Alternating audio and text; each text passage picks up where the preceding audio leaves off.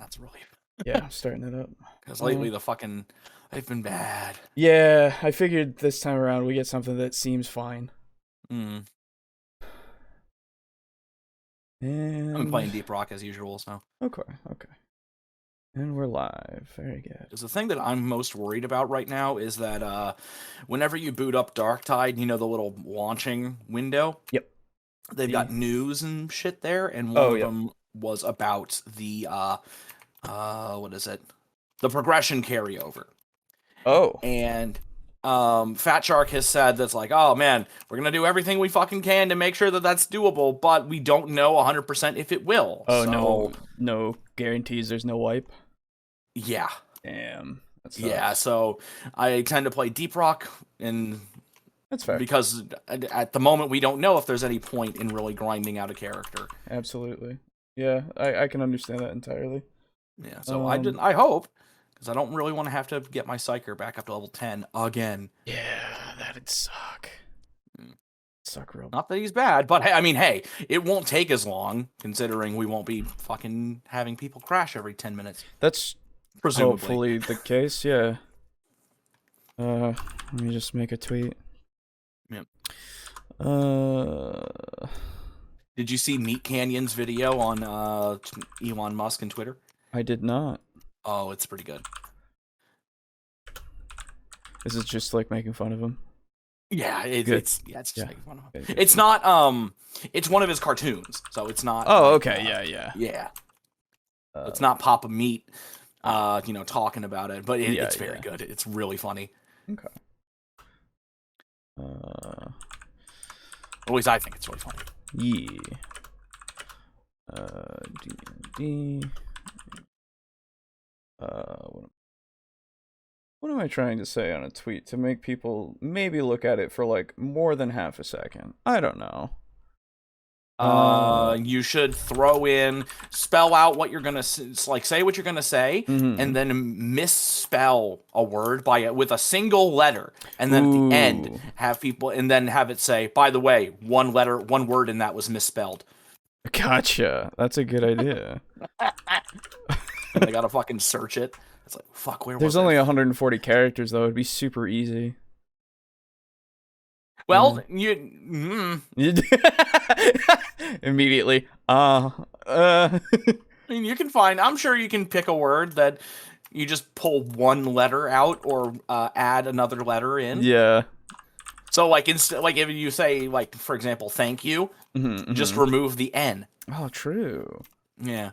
Okay. And then just make a second post that says, by the way, one word in there was misspelled. Yeah.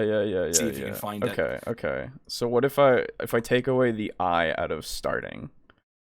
Yeah. That'll work. Yeah, that'll work. That's a good one.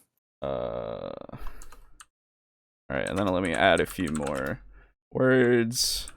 Yep.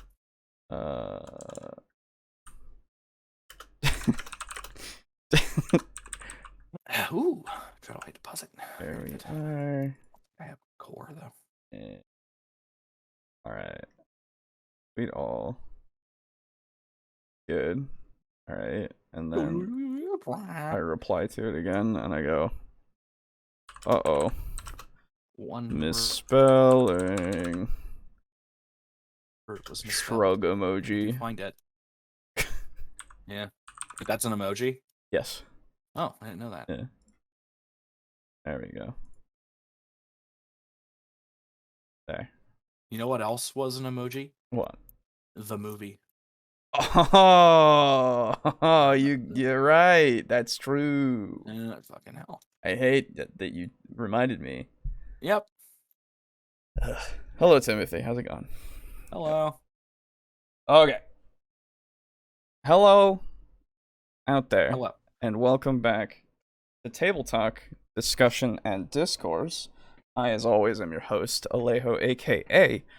Radon95. Wait, which one are you? The first one, the second one? You know, it's really up to, you know, the or do you actually even say your number? Like, not really. Yeah. But I got used to saying it just in the intro, so yeah. Considering it's the channel thing. Yeah, well, anyway, I'm your second host, and I'm playing Deep Rock Galactic because I'm trying to get the fucking Plague Doctor mask before the season ends. Oh, fair enough. Yeah. Aiden If you should give be me here at some point. He said he would be around, so Yeah, he I said don't he know. was going to be early. Yeah, And but I was said I was late, going to be late, and I so beat him here. yeah, I was gonna be late anyway, so I was like, okay. Yeah. Just got done. I'll be able to listening get in the table or the No. watch together in just a second, just fighting off the Yeah, board. no worries. Take your time. Oh. Yeah. Sorry about later podcasts for people out there who are tuning in live. You know, having to do obligations as well as this time around, also needing to do some quick shopping before tomorrow because some friends and I are doing a Friendsgiving. So yeah, and everybody's like Giving bringing away something. friends? Yeah. Nice. I'm giving them food away. Oh, basically. Yeah. Oh, okay. Yeah. So I'm gonna make one of my favorite meals, beef stroganoff. Ooh, nice. I do nice. love me some. I haven't had it in forever, to be fair. Fucking good choice, comrade. Yes. Duh. But yeah, it's a good thing. So thankfully it took me like 5 minutes to go through the store and get the stuff. Nice. Before I actually had it. Yeah, exactly. Because Thanksgiving. Sometimes, yeah, but it's all good. So nice. Okay, now I'm gonna make my way to the tabletop. So. Oh, alright, I got plenty of data right now. There's no reason for my connection to be slow tonight. Alright, Lux, there you go. Welcome.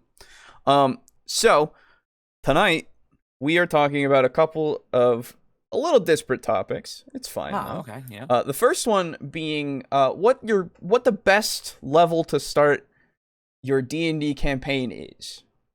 Which is an interesting thought, and this video claims that, or at least has a claim that there is a best level for 5e. Now, yeah, I was gonna say it depends on what the campaign's gonna be. Yeah, I would say just for a general idea, I would say probably third is a good starting point. I would agree. You get to be a character, right? You have your access to your specific stuff as well as your subclass stuff. Yeah. And then the alternative, of course, as Alexis put it, guess 3 or 5. 5 is also another good one. Yeah. Because not to mention the being at a higher level means you're not quite as squishy for everybody. So that first encounter, you hopefully won't just fucking die to a couple bad rolls. Yeah, exactly. I feel like it'll be better for you to make some tougher encounters that feel like there's something. Which you can still do with lower level stuff. It's just that you have for first level especially, you have the fear of killing the players right off the bat. Yeah. And you're like, well, but with, third level, it's a lot easier. Plus, again, with that subclass thing, then they can actually feel like, I'm a person. Yeah, that's and crazy. Also with if you have players that like spellcasters, they actually have a couple options. Yes, exactly. There's a lot to do. Because I know that in older editions of D&D, you would get one spell, and that's it. Yeah. Yep. One spell, and there were no cantrips, but in 5e, I imagine you get hell of a lot more compared to that. Yeah, you get, I think you start with either 2 or 3 cantrips, usually, and then a couple of spells. 2 level 1s, I think. Yeah, a couple of spell slots, or at least a spell slot. But cantrips are really where it's at for 5e, because they, and this is something that I'm very pleased with 5e, where they made the cantrips so that they scale with you, as you continue to go, so they're never useless. They're always something that you can fall back on. Yeah. They're not the best, but they are something. Yeah, they are not worthless at a certain point. Yeah. So, this video claims, what is the or at least asks the question and then claims, what is the best level to start your D&D campaign? It's not what you think. This is the Dungeon Coach. We've covered a couple of his videos before. He's got some energy. He's a cool guy, it seems. Yeah. don't have an issue Yeah. usually, but we'll see. Maybe we will. Does the class matter when picking level? It would no. Like it would be the other way around. Yeah. Because, or if you mean like when you're starting a campaign and you're looking at the classes that you have to deal with for your party, I guess. Yeah, maybe. It But depends on how you want to build your party, because some people like us, we tend to build parties that can fill multiple roles. So like we tend to go for the typical, like, we should have a tank, we should have a DPS, you know, that kind of a thing. Tend, not always, but tend. Sure. Yeah, have somebody who can heal maybe or support at least. Yeah, especially Brogan, because he will always be like, okay, we got a healer. I don't need to be a healer because I want to, you know, fill more roles. He's good about that. He's good with the roles, yeah. Yeah, he likes to do different roles, and that's totally fine. Yeah. It can be beneficial. 3 says Slay. Yeah, that's the consensus that we have at least. Yeah. There's a 1 in 20 chance that it is the level that I think. That's true, Lux. That's true. Hello, gentlemen. This is August. I've arrived to railroad your discussion and tell you that level 19 is the best starting point. There you go. That's the one. God, that'd be like... I would not. Oh. One thing that I thought of doing for like an April Fool's like one shot is like, all right, everybody make a level 20 character, and then you just have like the easiest shit ever. So it's like, oh man, there's like your quest is to escort some cattle from one farm to another, and you get attacked by like 3 goblins. Right, exactly. That's it. Yeah. So you like fucking call down meteor storm and shit. Yeah. I could see an argument for 20. So preference is different, right? If we want to say best in terms of power, it depends on the standpoint that you're looking at, right? Yeah. But 20 is a slog. Everyone knows this. Either that, or you do it in reverse, where it's like, okay, everybody make me a level 1 character, and then you're escorting cattle, and then you get attacked by like Demogorgon. Oh yeah. That would be fucking You funny. were actually sent here to be sacrificed. That was the whole thing. Yeah. Sorry about that. Yeah. If it turns out you're bad guy of the level 20 campaign despite being the heroes, or it turns out you're the bad guy of the level 20 campaign despite being the heroes, it's because you were too strong for the world and taking all the jobs. Sure. That'd be pretty good. Yeah, like that one too. Yeah. All right. So let's see if we can find out what the best starting level is.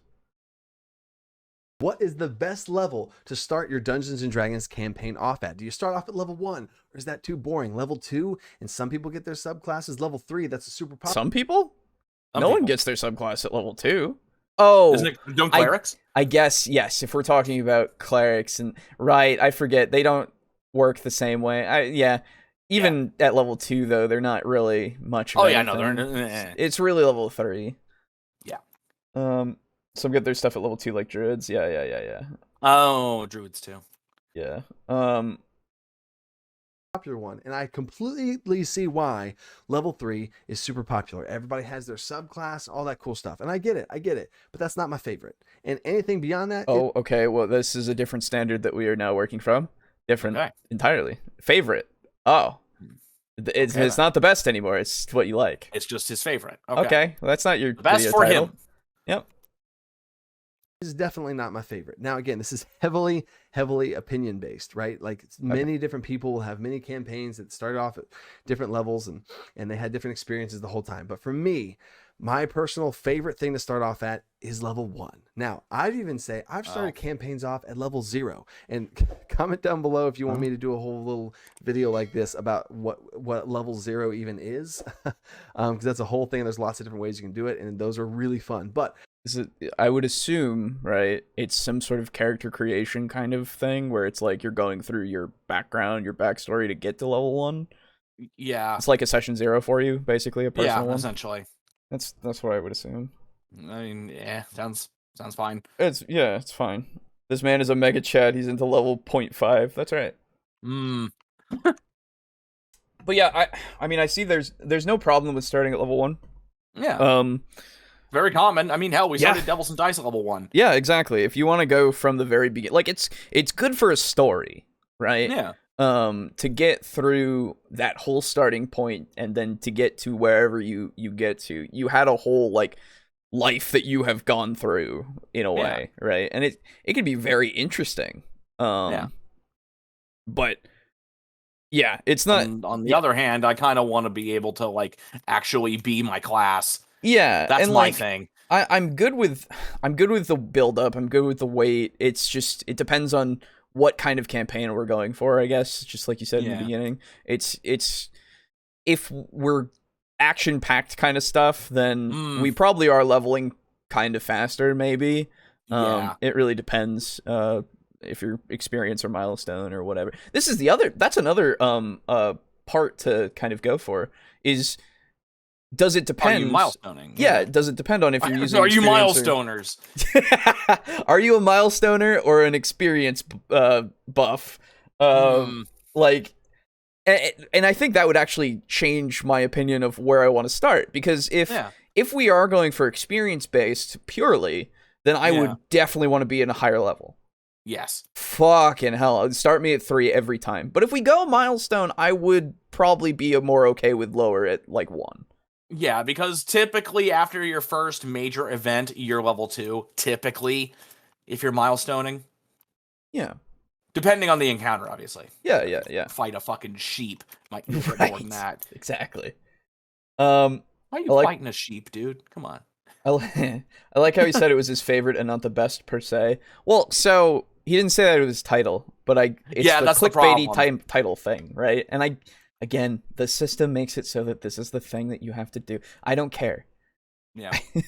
I don't like it. Integrity. Alejo, integrity. What's your last name? Martinez. Oh, Alejo Integrity Martinez. He runs Integrity Farms now. That's right, I do. Randy gave it up. Yeah, I gave it up immediately. But regardless, it's like, and I'm not saying that this man doesn't have integrity. I'm sure, like, he does. But you have more. No. It's literally your all I'm saying is that the system that he has to play to in order to succeed sucks. And it sucks that he has to degrade his standards to that point to do it, right? Yeah.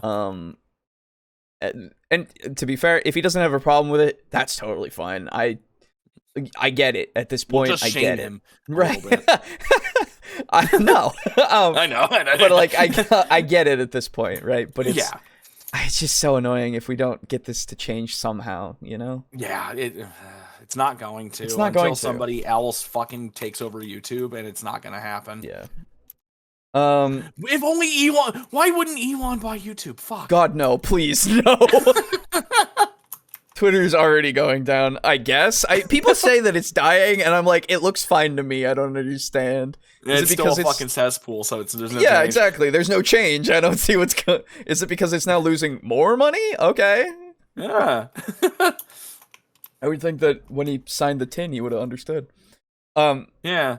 Anyway, level 0 is actually very interesting because it's the pure roleplay focused character level, since it's all about the basic gameplay without any class related or extra stuff. Tutorial friendly. Oh. Okay, that's fair. Yeah, that's cool.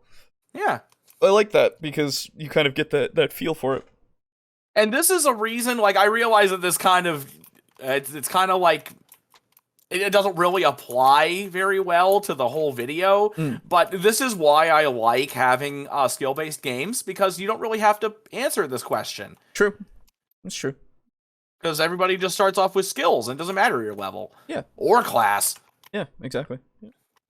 I remember a house rule that was being promoted for 3.5 that would limit most of the character growth to level 6.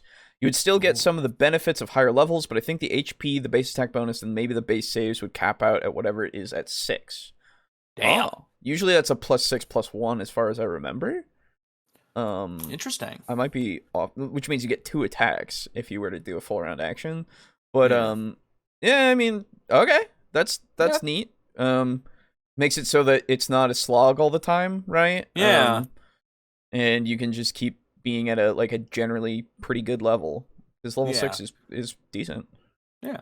Yeah, that's the main thing for me, is just when you're at these lower levels, it just feels like everything takes forever. Sure, it could. Yeah. Most of the time, anyway. Doesn't Yeah, always, but yeah. I do at times just pretend 1 and 2 doesn't exist. Fair enough. Yeah. Mm. Higher level spells might have also not been available, but I don't remember if that was the case. That would make sense if they weren't, to be fair. Level 1 is a good for me, but I will start wherever the party wants. That's fair. Yeah. Can't wait for Elon to buy TikTok. Oh yeah, right. No, that's owned by a Chinese company that makes billions of trillions of dollars. So they're fine. They would never sell. That's Come on, Elon. Wait. Twitch is right there for you to snatch away all those hot tub girls for yourself. You know you wanna. Oh god, if he were to crash Twitch, it's already dying. Like without him. Just a fucking, just a mercy killing shit. Which is why so many people have come to YouTube. It's great. Yeah, I'm glad because it means that the diversity of the streaming kind of thing is happening, which is good. Yeah. Although, to be fair, it's just Twitch and YouTube as far as I know. Nowhere else is really a thing. Yeah. Oh well. Anyway. My favorite by far is level 1. Level 1. Why not? It's part of the story. You want to feel like an underdog. If you already start off at level 3, you already have all these cool things. You're already pretty powerful. Like a level 3 character is pretty strong. Like, especially when you start comparing yourself to the normal town's guard or normal monsters or whatever. Like level 1, you have like single digit hit points, maybe like that. I want my players to have been there before. Right. And one of my best friends is a player that like, he wants to start off at level 3, right? Because, you know, I don't have enough stuff. I don't have enough things at my disposal. I can't do enough stuff. It's good. It's boring. I only have 1 or 2 things. And I totally get that. And as a dungeon master, I have like, not bought into that, but I've gone to my players with that to make sure that they have fun, because I don't want him to be bored out of his mind for 2 whole levels. Finally get to level 3 to be able to do something, right? Yeah. So that's good. That's good that you're willing to like meet them halfway. Yeah, of course. It's a good thing to highlight. Of course, your party, your table is really going to be dependent on where you're going to start. Obviously. Yeah. And some people might be like, yeah, I'm fine with starting at level 1 because exactly these reasons. Like I get to grow with my character. I get to see what happens, right? And all this kind of shit. I mean, hell, I remember Brogan usually brings this up, but or maybe it's you, I don't remember. But it's I want to say one of you had an encounter where there was a pack of wolves like chasing the characters through like the woods or something like that. And as a low-level character, a pack of wolves, that's bad. That's scary. Yeah. Because, like, you know, you're camping, you actually have to keep watch, otherwise those wolves are fucking sneak in and, like, rip your fucking throat out, and you're fucking done, because 1 or 2 wolves, like, getting, like, flanking and pack tactics, bad stuff. You're fucking done. It's bad. 100%. And so, like, when you're a level 3 character, that's not really much to worry about. And so you do lose that sense of, like, oh, shit, I'm weak. I need to actually be careful. I need to be scared of some things. Yeah, it's true. I remember when we started Devils and Dice, I very nearly killed Brogan's character in the first fight because he was going to like an arena and I had him fight 2 goblins. They were very, very weak, but it was still 2, so their action economy was higher. Yes. And he got pretty low. He lived, but it wasn't the best. No. It was pretty scary. For him, not me. Yeah, right, of course. It's not my character. Right. Yeah, there is something to be said about that experience of just, oh my god, anything, like something could throw a twig at me and I could die. Yeah, right? It's the like, fucking D&D like basic wizard can die to a cat if they're unlucky. Yep, exactly. It's that same exact mindset, right? Yeah. So it's fun.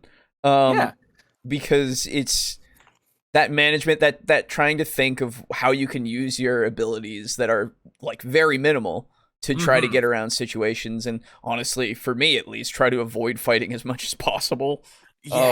Because then the thing that winds up happening to me is we had a D&D basic campaign that you were not a part of. That's I think right. you were still in school. I had just disappeared for like 6 months, I think it was. Oh yeah, it was that. I didn't know if that was school or what, but you were not present. and I made a magic user, which that's what they were called, magic users, not wizards. And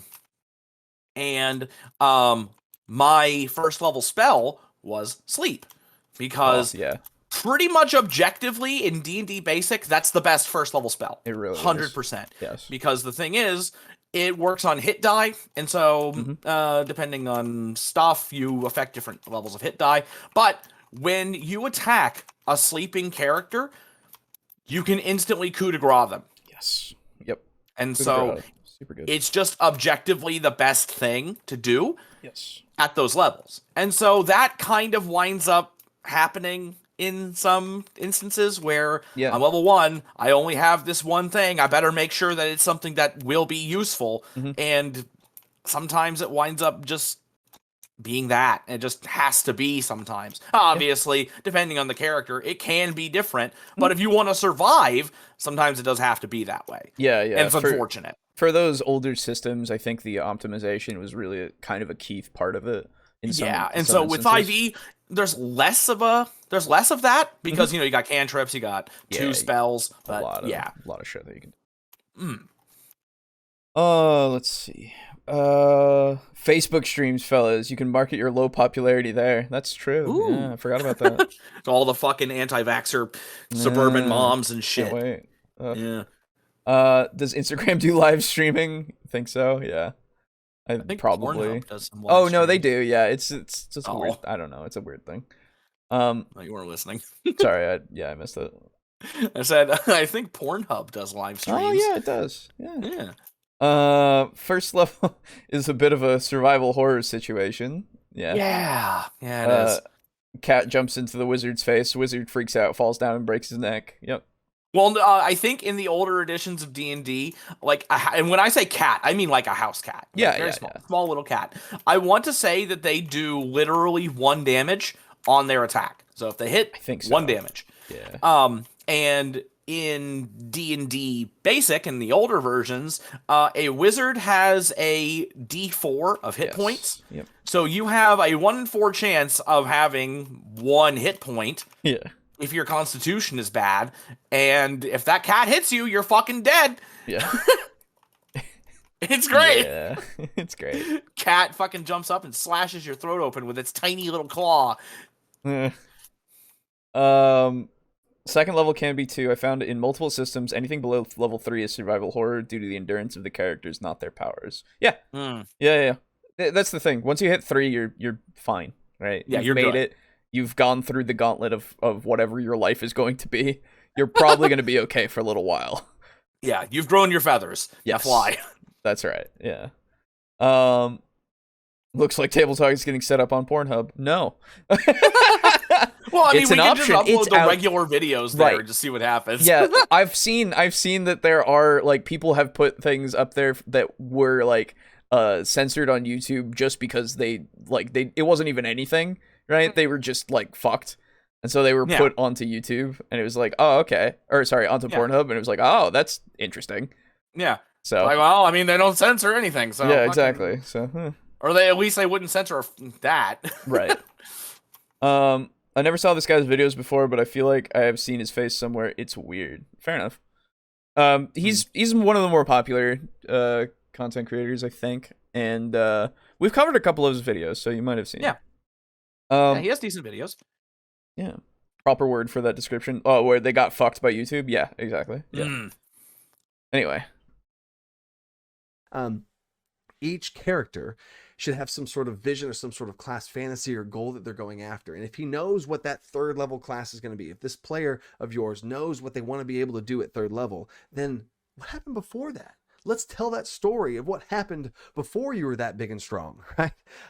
What happened before you had those powers? Before that subclass was chosen, how did you become that subclass? That is such a cool story to tell. And then when they are that, they're going to feel like they've earned it more, and they're going to see why it happened instead of just fast forwarding to that spot, right? So I think the other thing that we should consider, though, is that after a while that gets old. Yeah. Right. Yeah, that's the thing. Yeah. I'll at this point, I'm good to go back to it anytime. But if I were to do it multiple times over the course of, however many Like multiple campaigns, yeah, I would be sick of that. I would want to be like, okay, well, we've gone through like literally the campaign that we were doing on Wednesdays that's on hiatus. We started at level 6, I think it was, because that's where we kind of stopped for the first campaign that we did. Because we were kind of tired of the characters and stuff. Yeah. So that way you don't have to fucking like just go back to being weak little bitches. Yes, exactly. Nice. Right. That was the whole point. And I was perfectly willing to go back to that, but as soon as they were saying, "Oh no, we're going to be at 6," I was like, "Oh, okay, yeah." So it worked out well for that. Yeah. Mm-hmm. So yeah, this all depends on mindset. But really best is an interesting thing to be talking about. Yeah. Again, well, it's not best anymore. It's favorite. Right. It's dependent on the situation if we want to talk best, but if we want to talk favorite, then it doesn't matter. Yeah, right? Then which I'd rather stick to situational, which is why I'm going for that when he's talking about that kind of stuff. Yeah. I'm thinking about RoboCop right now, though he kind of didn't survive, but my brain went there. Yes. Yep. Yeah, and that's the problem that I have. Where, yes, we have this fantasy of where we want our character to end up. Sure. But I don't really want to build up that fantasy and get my hopes up just to, die to a unlucky crit. Yeah, that's then fair. It just feels like that time was wasted. Yeah, that absolutely could be the case. Because I know that you have a lot more attachment to characters than I do. Yes, I get very attached to my characters because I put a lot of myself into the story that I want to tell with them. So you know what? I'll tell you this. I wanted to make I want to say neutral evil character where basically his whole deal was he was a sailor. Or he used to be a sailor.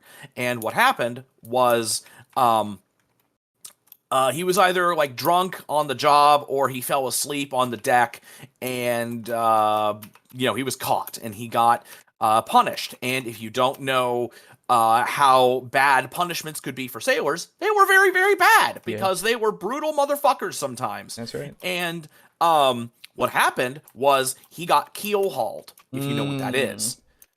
And so if you don't know what keel hauling is, I'll briefly explain it. Basically, big wooden galleon, you have a big rope tied around you and you're thrown overboard in front of the ship. Yep. And then you go underneath, the ship runs over you, but you are held on by the rope, and the barnacles and shit that are growing on the bottom of the ship fucking shred you to fucking pieces. Yeah, cut you the fuck up. And if they don't do it that way, they'll do it on over the side of the ship. They'll throw you over the side, and then they will pull you over to the other side, and same thing happens. It's just a shorter trip. Yep. So, after that happened to him, he was basically like, I'm gonna go on shore, I'm gonna fucking find all these guys, and I'm gonna murder them. I'm gonna kill every last member of that crew. Absolutely. And after that, this was going to be the thing. He was going to sell his soul to a devil to be able to have a way to track them down, find them, and kill them. Gotcha. Then after that, once the devil comes to collect, my character was going to be like, okay, now, you can collect now, but I'd like to make, if you are willing to, I would like to make another deal. I want you to give me some sort of a ship, and I will sail the seas and track down and find people and send them to you. So I was literally going to I wanted to become evil Davy Jones. Yeah, I was going to say. And I was that's the thing. That you don't just come up with that over the course of 5 minutes. That took a lot of time to come up with. And so I wanted that to be what my character's goal was. And so I really don't want a character like that I put a lot of effort into coming up with a potential story for to die level 1. Yeah, and then just boop out of the window. Yeah, totally.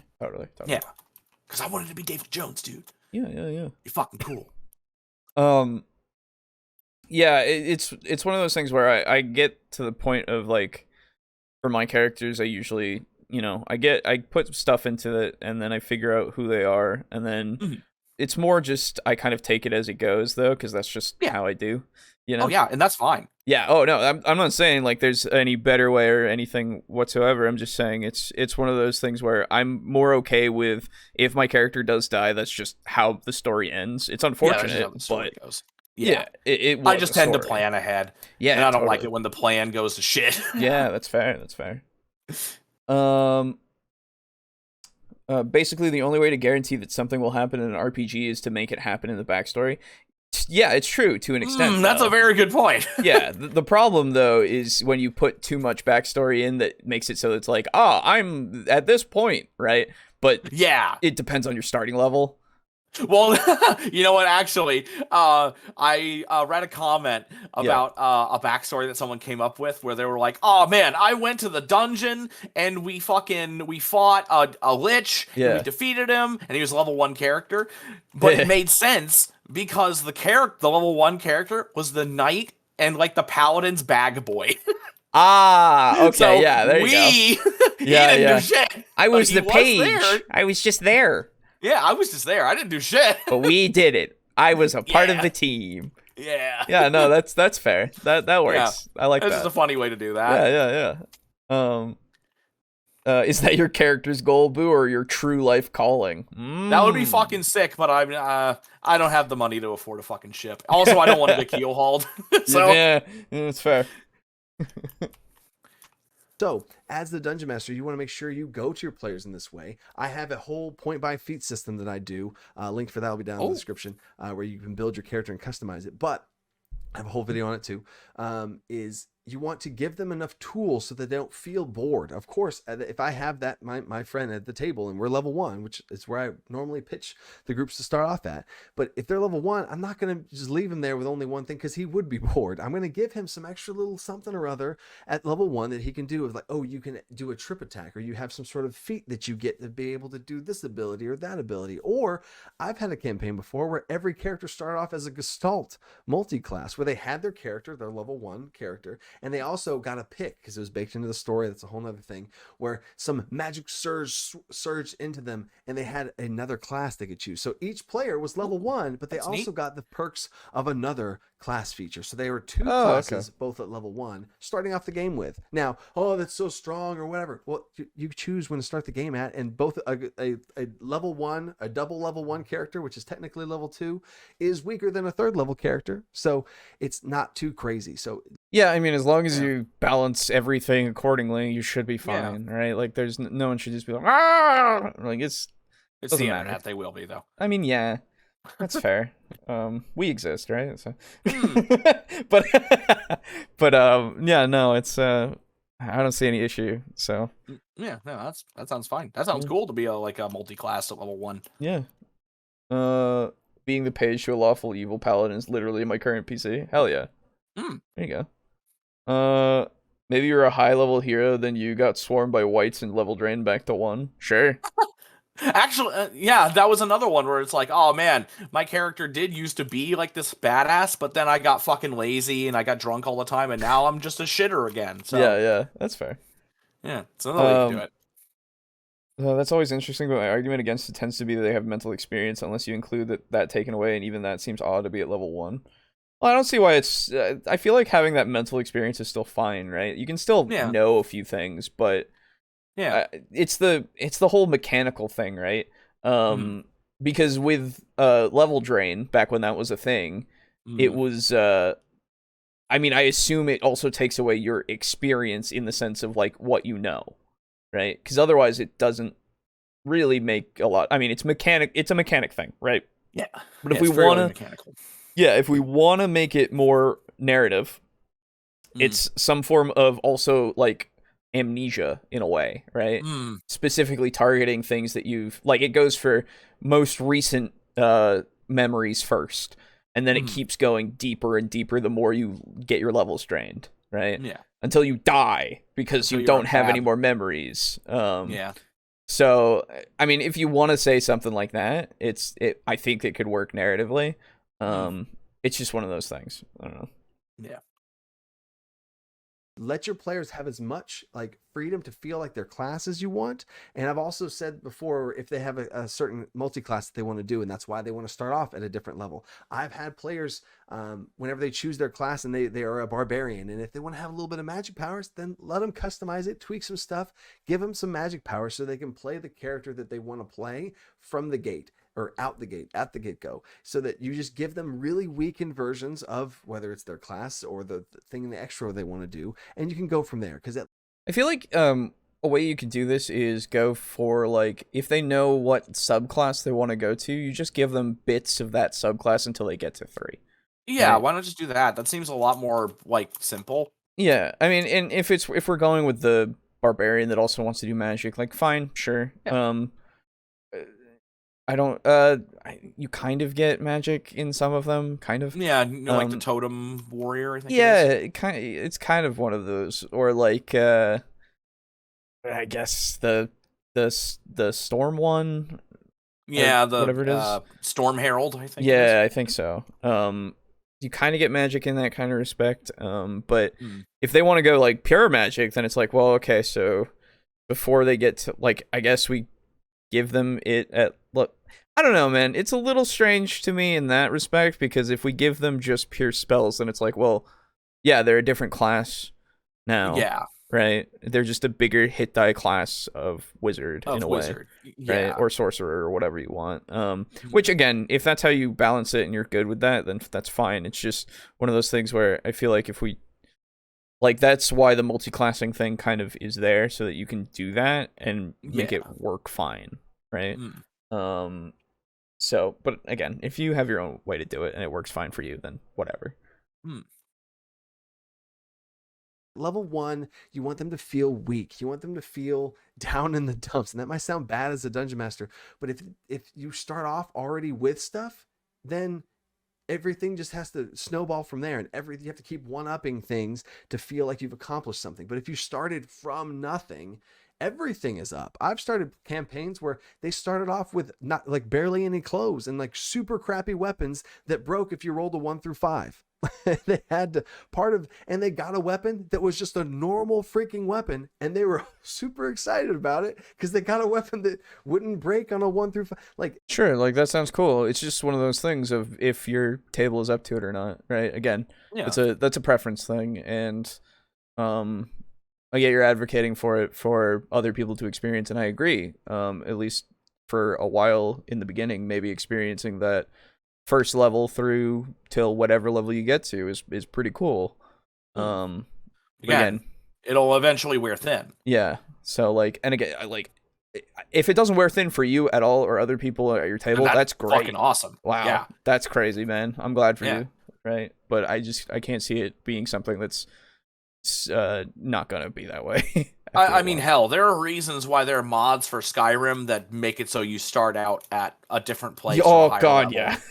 Get me out of there. Yeah, get me out of this fucking level 1 slog. Get me out of the fucking tutorial. Yeah. You know, I don't need to be going to Helgen every fucking time and seeing the guy get shot down, and then Alduin comes in and goes, hey, and I go, ha fucking all over the place. Thanks for saving me, you idiot. I'll kill you later. Yeah. I've never finished that game. That's fine. You're not missing much. I know. I've seen it many a time. It's much more interesting to watch other people play it. Although I do have it for VR, and that is more fun, to be fair. I bet. Yeah. I'll tell you one thing that's really fun. I made a stealth build with daggers. Yeah. Because daggers they get perks that, like, and you know the Dwarven Centurion, those enormous fucking robots? I fucking killed one in one hit with a stealth dagger shot. Hell yeah. Fucking good. Very cool. Yeah. If you lose your skill ranks, you must be forgetting something. Yeah, exactly, right? Weapons breaking is pretty annoying early on in the Breath of the Wild. Yeah, well, yeah. Weapons breaking in most games is pretty annoying, to be fair. Yeah, it's really annoying. I get it, but there are things about that concept that just cause a disconnect with me. That's about the how, and it shouldn't. The devil's in the details, and he's bludgeoning me with them. No. Sure. Yeah, if you can't get over it, then don't worry about it. Fine. Yeah, don't do it. Absolutely. Yeah. Daggers do times crit when you sneak in Skyrim. Just nasty. Yeah. Yes.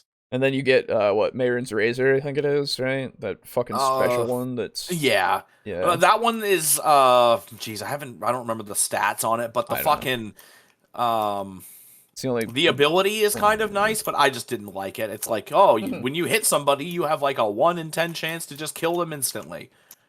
Oh, was that it? I thought it was better than that. I thought it was something that was inherently. It might be better. I don't know. But I didn't actually use it. That's fair. I used a Dragonbone one. Yeah. The beginning of Skyrim is fairly repetitive, but I never get tired of killing that Imperial captain that you ordered your execution despite not being on the list. That's fair. That's fair. Well, he doesn't want you to. Oh wait. No, she doesn't. No, she does. She fucking doesn't like you at all. Yeah, she hates you. No. Yeah. You're right. I thought you were talking about Haldir or whatever his name. Hadvar. That's right. God, I'm a fucking nerd. He's cool. I like him. He's fine. Even if the Stormcloaks are a bunch of shitters. Yeah. But he's like, hey, come to my home and talk to my uncle. Come eat my food. And I'm like, oh, yeah. Thanks. Come steal from me if you want. Yeah, he doesn't give a shit. It's great. Yeah, that's kind of fun. Yeah. Then they were excited about that, but they would never have been excited about that if they started off with it. You know what I mean? So anyway, as you can tell, I get pretty hyped up about this. I love starting off at level 1. I have started off at level 3. I have started off at level 2, and I've done level 0. Again, let me know if you want to see that. But level 1 is just so awesome, and the stories, as you can tell, you want to make them feel like the underdog so they can. It's weird that he wouldn't go for level 0, like primarily, and hype that. Yeah, up. because that one actually is kind of new to me. Well, I feel like it's also what he would want more so. Like, I get level 1, you have all your stuff, but like 0 gets you to start. Like, considering he's giving you the argument of. You start with like nothing and you want to go all the way up. Well, if you start it with the level 0 kind of thing, you literally aren't even like a thing yet. Yeah, you're not even a fucking sperm cell yet. Right, exactly. So, but it seems like that would be where he would start. But I don't know why he didn't. I guess because is there something about level 0 games that he doesn't enjoy as much as starting at level 1? Either that, or it could be that he explains it in his other video, and he wants it's you to true. Go watch the other video. And to be fair, he's got my interest in that at least. Mostly because I have a lot of good faith for this guy in particular. Because he's got good videos so far. Yeah. Just the title could be a little more. It's just the fucking algorithm. Yeah. I usually like to follow the Stormcloaks out of Helgen, but then change my mind as soon as I see Windhelm. Oh, fair enough, yeah. Yeah, because fuck Windhelm. Yeah, man. fuck Windhelm. God. Yeah, they're shit. Hate them. Yeah, no, he's a fucking... Ulfric is a fucking dumbass. Although, since there was an option to kill fucking both, I just go both. Oh, that's fair. Just fuck you. Like, they're both pieces of shit. Yeah, everyone is. That's something about Bethesda games, man. Current they don't ones? know how to Yes. write a fucking faction that's like, oh man, I like these guys. Current ones, absolutely. Yeah, because I played fucking The Outer Worlds by Obsidian. Yep, I played that a little bit. What's funny about that game is that basically the entire game is fuck the corporations. The game, and you can side with the corporations. But literally the entire game, you are given nothing but examples of how shitty they are. Yep. And if you side with them, guess what? That was the bad ending. Yep. And if you side with the good guys, well, they're the good guys, and it's good. It's black and white. Yeah, it's really satisfying to actually have a thing where it's like, these are the bad guys, these are the good guys, pick. So... I disagree with that one, at least. I like it when there's more of a less black and white kind of thing where people are doing good or bad things depending. Like the first world that you go to in that game is the best world. It's hands down the only good fucking choice world. Yeah, because you gotta... Yeah, you have remember, I played it, don't worry. Yeah, you have this choice between just not good situations. Yeah, on both sides. But you can understand both sides, right? Yes. And that's what I like. I think I should rephrase. I don't mean to say that it's better to have it be black and white. What I should have said is that it's refreshing. I I see. Interesting. Because like that's just a thing now where everybody has to be like 3 different shades of shitty and like 1 shade of kind of okay usually. If they were to do it well, I wouldn't have a Yeah. problem with it. But I agree. Yeah, there's a lot of the time where they just kind of put it in there and it's like, oh, but it's because we need to have them also be shitty. And it's like, well, no, it's... We need to make this a moral dilemma, but we're not actually good at writing a legitimate moral dilemma. Yes, yeah, exactly. It's that. So I would rather in those cases for them to just go, no, they're the bad guys, right? Because it's like, yeah, well, that's something you can do without having to think about it too much. But if you actually want to take the time and craft it, then I'm like, oh, yeah, absolutely. Oh, fuck yeah, you know? Yeah, because Obsidian is just so good, man. Fuck. They're pretty good. That game overall, though, I kind of like fell off of it really quick. Shame. I got to one of the DLC. I didn't finish it. I got to the a DLC point. And yeah, the DLC is fucking. It's hard. Well, the DLC is just it's fine. It was just okay. It's just more gameplay basically. It doesn't expand the story or anything. It's just a whole side thing. Yeah, and like I don't know, the main thing I was like, it's fine, you know. Yeah. I was hoping for more of what they gave me with that first world. And then it was like, and then it became like, oh, okay. Yeah. I see the blatantness now, and I'm like, okay. Yeah. I kind of expected a bit more, but. Although I want to get the ice cream ending. Ice cream ending? There's an ice cream ending? Yeah. So you know the cereal, that purple cereal. I forget what it's called. Purple there's an ending where. You do everything that you do so that you can have a lifetime supply of that flavor of ice cream. And it's fucking great. That's awesome. Because, like, it's even in the narration where it's like, for some reason, he did everything he did, all the lives he saved, and all that he ended were for nothing more than a lifetime supply of whatever brand cereal. Or ice cream. It's fucking great. Okay, that's and all right. Like, the final screen is, like zooming out from behind your captain's chair, and you're just sitting there with a bowl of ice cream, just eating it. Nice. And like you're surrounded by like empty cartons of ice cream. It's fucking good, dude. Yeah, that's fair. That's what I love. It reminds me of the fucking like dog endings in Silent Hill. Hill. Yeah. Those are the weird dog endings are super fun. Yeah, like the aliens in the first one, dog in the second one. Why is the dog controlling everything? Oh my god. Falls to his knees. It's great. It's good shit. Anyway, at level 1 you're being at level 0 you're being bullied by other sperm cells. That's true. Yeah. The sequence that makes sense to you is Stormcloaks and then Helgen, or Stormcloaks out of Helgen and then changing your mind. Yeah, that's fair. Yeah. Because Bethesda thinks every faction needs to be gray and doesn't just like everything.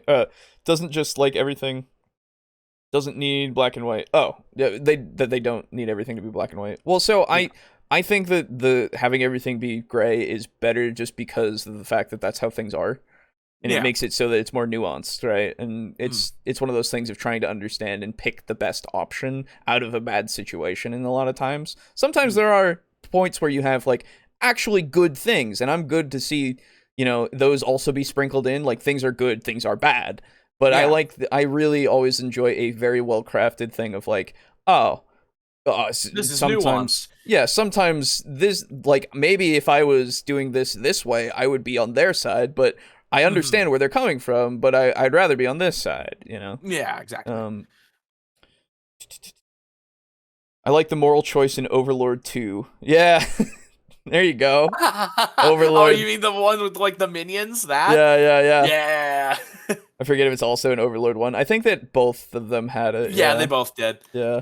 I played Overlord 2 to completion. Overlord 1, I don't know if 2 was definitely better. Oh, it was. I didn't finish 1 because of that. Yeah.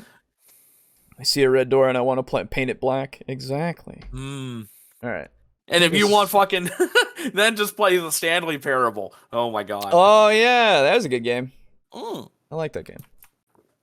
See how they became these strong level 3 adventurers that they eventually will be. And this gives you time for the party cohesion, and maybe you start off at level 1. The first session is the story that they tell of how they became a group. and then you start the campaign off at level 2. Sure, go ahead. But at least they had that moment, that story at the beginning to see where they came from, right? And then you can always say you started from 1 all the way to 20. That's a whole nother video. So stay creative. Think outside that box. Think outside the level 1 box and go to level 0. I'm out. I have some big stuff going on over on my Patreon, so you guys should check out. I do monthly PDFs of 3 different PDFs every single month with different themes to it. I got point by feat system, character creation, wild magic systems, magic tattoos, magic items, homebrew rules, entire cities, homebrew monster systems, and a whole bunch of subclasses every single month. I've loved the huge response I've gotten from you guys and how much you love this stuff, and I only want to make these things bigger and better. I'm trying to bring in a lot of people in on this. I got artists that are making custom art for these PDFs and everything. Cool. Each month's PDF sticks around for 2 months, so whenever you join, you get this month and the month before it, so it's a pretty sweet deal. So if any of that stuff sounds interesting, or you just want to help out and support what I do here to help me make more and more stuff to try and help more and more people, links down in the description. Now, another thing. Cool. Oh, that's his music. Yeah, okay. I thought it was a fucking like a swarm coming my way or something. There is something to be said about doing that actually like the opposite way, where I don't know if you've ever read Dragonlance. I have not read it, no. Okay. So in one of the major stories in the Dragonlance universe is following basically a group of heroes that go and do some stuff. I won't go into it much. Sure. But the story actually begins as everybody is entering in a tavern. I think it starts out with the dwarf who's just sitting in the tavern. And everybody starts coming in and they start hanging out and talking because the very beginning of the story is actually a reunion where all of the characters have been going off and doing their own shit for the past 5 years. Yeah, that's cool. So that's a really cool way to have your character start off at a higher level where, like, your backstory, all of you, is that you are already a party of good friends and adventurers, and you get to reunite in a tavern, and you get to talk about your previous adventures and shit. I like that. Yeah. Yeah. Okay. Yeah. Cool. So that's a good way to do it where you're at a higher level. Yeah. Actually, that...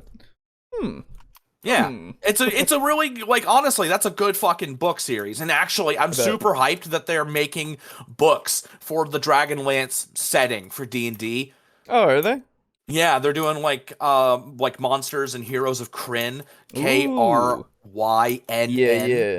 Yeah. Okay. And there's because in Krynn there are no Dragonborn, there are Draconians. Yeah, that's right. Which are super cool. Way cooler than Dragonborn in my opinion. Fair enough. Okay. But yeah, I think that's a lot more interesting way to do that. Yeah. Oh yeah. I like that as a starting thing, and I would totally do that a couple of times. It would be one of those like brainstorming kind of things of like, okay, who were we before this? You know? Yeah. Where did we go? What did we go to investigate? Yeah. And what did we find? Yeah. To warp that idea, that 5-year reunion is all of you reuniting at your worst and losing all your skills and talents and rebuilding each other up or finding new paths. Yeah, that too. Yeah, you could absolutely do that as well. The reunion idea is ripe for this kind of thinking, which is great. Yeah, because it takes care of a couple of problems that sometimes come in of like, okay, puppy dog party, right? We're all together just because. Yeah. Or you know, having the trying to get to them to actually have this relationship thing where they can actually be a party or trust each other and such. Having it so that you can circumvent that is very nice in some cases. Yeah. Sometimes it's just annoying to really try to make that bond or have a character that doesn't want to make that bond but sees the use in the other characters, right? Yeah. Overall, good video. Also, I like the stories with more gray too, Alejo. Oh, yeah. Yeah. Okay, fine. That's I guess fair. I'm just another... Yeah, you weirdo. Yeah, I guess I'm a weirdo. Yeah, that's right. I guess I'm just too used to seeing that kind of thing just written really badly. That's fair. And that's so I just like fair. It's like, hey, guys, if you can't write this well, can you just not write it at all, please? I agree with you on that. But I'd rather there be the attempt sometimes and then see if they can build off it and really actually do it. But you got to start somewhere, right? Yeah. In a lot of cases. But with something like Bethesda.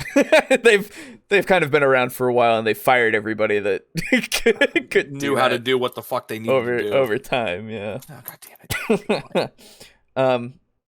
But yeah, the video also very good. I think it's, if the title wasn't misleading to me, I'd be like, oh yeah, great, but it's fine. There's also an adventure module for it that can be incorporated into a board game to simulate major battles that influence the campaign. You mean like Warhammer? I don't know. That sounds cool. One more reunion idea. The party gathers and has a tutorial battle with Sephiroth at the end. No. Ooh. No. No. God, you know what? Have you ever seen Story Mode? Yes, I've heard of it. It's the Internet Historian. Oh, yeah. Sorry. Yes. Fuck. They did a story mode on Final Fantasy VII. Has that shit really been the story the whole time? Like, for fuck's sake, they did the story, and I'm hoping they're not just memeing. I would understand completely if they were just memeing. Oh, he probably memed it a bit, but I don't know. I haven't seen that one. My fucking God, the story of Final Fantasy VII is so bad. Yeah, just batshit. It's kind of batshit. Yeah, it's weird. It's very strange. Yeah. Man. Yeah, I don't know. Anyway. It's one of those things where everybody really likes the game, and I'm like, okay, I haven't played it. I want to at some point just to see, and come in and be like, this is either just nostalgia or not, right? Because I love ruining things for people. Oh, it's so great. No, but I just really want to see if it's actually everything that people hype it up to be, you know? Because I'm like, I like Final Fantasy 3, or technically 6 in the US. I like that one. That was my one. Anyway, it's called Warriors of Krynn. That's the board game thing. There you go. My idea for improving travel is a faster horse. Well, we'll get to that. Don't worry. I like Final Fantasy VII, but it is bad. There you go. Thank you, Lux. You can't say that about Final Fantasy VII. I did. Humanity hasn't forgiven me for saying Final Fantasy VII is overrated and it sucks. That's fair. That's Lux, the thing. 100% fair. Yeah. I love August what's his name? Anguirus from Godzilla. Oh yeah. I love Anguirus. He fucking sucks. He is shit though. Yeah, he fucking sucks. He gets fucked up all the fucking time. He's ass. He should be better than he is. He should be. He's a big fucking lizard with spikes on his back, and that's basically it. Well, to be fair, he just rolls up to a ball and he's all right. You know, he can take out most things. You know. Yeah. But he never does. The one that I love, who isn't shit, is fucking Gigan. Yeah. Gigan's sick as hell. Anyway, sick. I'm sorry. No, you're good. No, you're absolutely fine. Final Fantasy VIII is the best Final Fantasy. That's what another thing that people say. I remember seeing the image of Squall without a face. That's what I remember. Okay. I actually got out of grab bags the old PS1 discs for Final Fantasy VIII, so I could try to play that at some point. I have like 7 of the discs or whatever. I don't know. There's so many of them. It's crazy. Yeah. Back when that was a thing. Yeah. God, yeah. My hot take, I think Sephiroth is a horrible villain and Crisis Core made him worse. Oh. Okay. I appreciate hot takes, dude. I 100% agree because I have no knowledge otherwise. Mostly I like the corporate ruled plate city. That's fair. That is cool. Yeah, it's a cool city. Yeah. Midgar, I think it's called. Yeah. Yeah, that's very cool. Crisis Core did. That's not a hot take. Oh, well, there you go. Yeah, I don't know. Like I said, I have no knowledge or experience, so I can't say one thing or the other. Everyone talks about it, and I don't care. Yeah, it just gets fucking old real fast. It's one of those things, like, with everything that people just keep fucking talking about, that I'm like, please, if you really want me to experience this, shut the fuck up about it. God damn. Yeah. You ever heard of Undertale? I have played that, actually. It was pretty good. Oh, okay. It is pretty. It is actually pretty good. I do like that's that always game. what I hear. Yeah, exactly. Like you don't need to But play again, it. the fucking. Oh, speaking of fucking. I have no segue. Did you see the new fucking furry saga video? I haven't watched it yet. That one's brand new. Yes, it's brand new. Okay, I've seen all the Fear other Furry? ones. I can't yeah. wait. Yeah, it's Okay. good. It's All really right. good. Sick. I can't wait to watch that later. Yeah. These are all topical given reunion. Crisis Core Final Fantasy VII is coming out soon. Oh, cool. Great. Oh. I don't know. Dude, all right. Can I just say about this? I know one thing about the Final Fantasy VII remake that was a thing. People said they liked it. I don't care for it. The whole ghosts trying to make everything be the way that it was. I'm like, oh, why? Why is that a thing? Fucking Final Fantasy has the weirdest shit with this isn't quote unquote ghosts. Yeah, this isn't so this fucking weird. This isn't even like from the original one. This is like Final Fantasy VII remake is like things are trying to deviate off the path, and then the ghosts are like, no, and they make things go back to what the original story was. At least that's my understanding of it. And just off the bat, my initial feeling is, eh. Oh yeah, there it is. Okay, I don't know if you see this. Sorry, I'm kind of interrupting your thought. No, you're good. You still have the what's the best level to start your D&D campaign? Do you see in the recommended there 3 D&D books and 1 Dragonlance Shadow of the Dragon Queen? Oh yeah. Is that one the recommended? Okay. Yeah, that. Okay, gotcha. Okay. Also, Kryn Minotaurs are fucking cool because they're sailors and pirates and shit. Yo, that's sick. Yeah, dude. They're also like the fucking Roman Legion, and they're like really fucking strong and cool and good. Okay. Yeah, that's cool. Yeah. Yeah. I don't. Anyway, that's just from me not knowing anything but that one thing. That's what I think about remake. I don't care. Yeah. Same. I don't give a shit about. Because you know me, I like the Tales games more. Yeah, that's true. You do. Yeah. Yeah. I have played Symphonia and I didn't like it. That's fair. That's fair, but I will disown you as my friend. That's fine. I will if you ever continue want to play shout one it from that's the rooftops. I hate that game. If you really want to play like a really good one, play The Abyss. Right. Tales of the Abyss. Yeah, I remember you telling me that's the best one. Yeah, it's maybe someday, maybe. Yeah, no, like, and if you want to watch it, I did some videos. Oh my god, that's right. When I was a fucking teenager, so don't watch it. But it's actually one of my best works because I put a lot of fucking effort into making it good. Cool. But I would still say just watch a silent playthrough. Yeah, fair. Granted that I considered Shinra Corporation to be the real villain of the story, Sephiroth is just kind of a fantasy character that gets shoved in. Fair enough. Yeah. Ghosts trying to make everything be the way it was, almost like art is imitating life with people trying to undo modernism in current society because they don't like it. Also recommend Tales of the Abyss. That's fair. Yes. Yeah, I hear good things, mostly from this guy. Yeah. Because I think maybe. you would especially like that one because of how much the characters' backstories fit into the overall campaign, as it were. Yeah. That's fair. Yeah. So let's move on. The music fucking slaps. Anyway, go. Oh, I bet. Yeah. Let's move on to the midpoint thing since we have finished the first video. Yep. And that, of course, is shoutouts and shell talk. Oh my god, that's crazy. That. Oh. Fucking, I have my exploders with the sound with the sounds of Butthead. There you go. Every time they explode. I can toss out burns with the best of them, but 99% of the time it does not bug me. Something has to be really bad for me to hate it. Oh, that's fair. That's the thing. If you can be easygoing about a lot of shit, then I'm jealous of you. Yeah. I've been ruined by my way of thinking. I can't just enjoy shit anymore. I can't just enjoy things anymore. I really just... Yeah, it's got to be to a certain standard. It really does. It really does. And I think that my standard is a good one.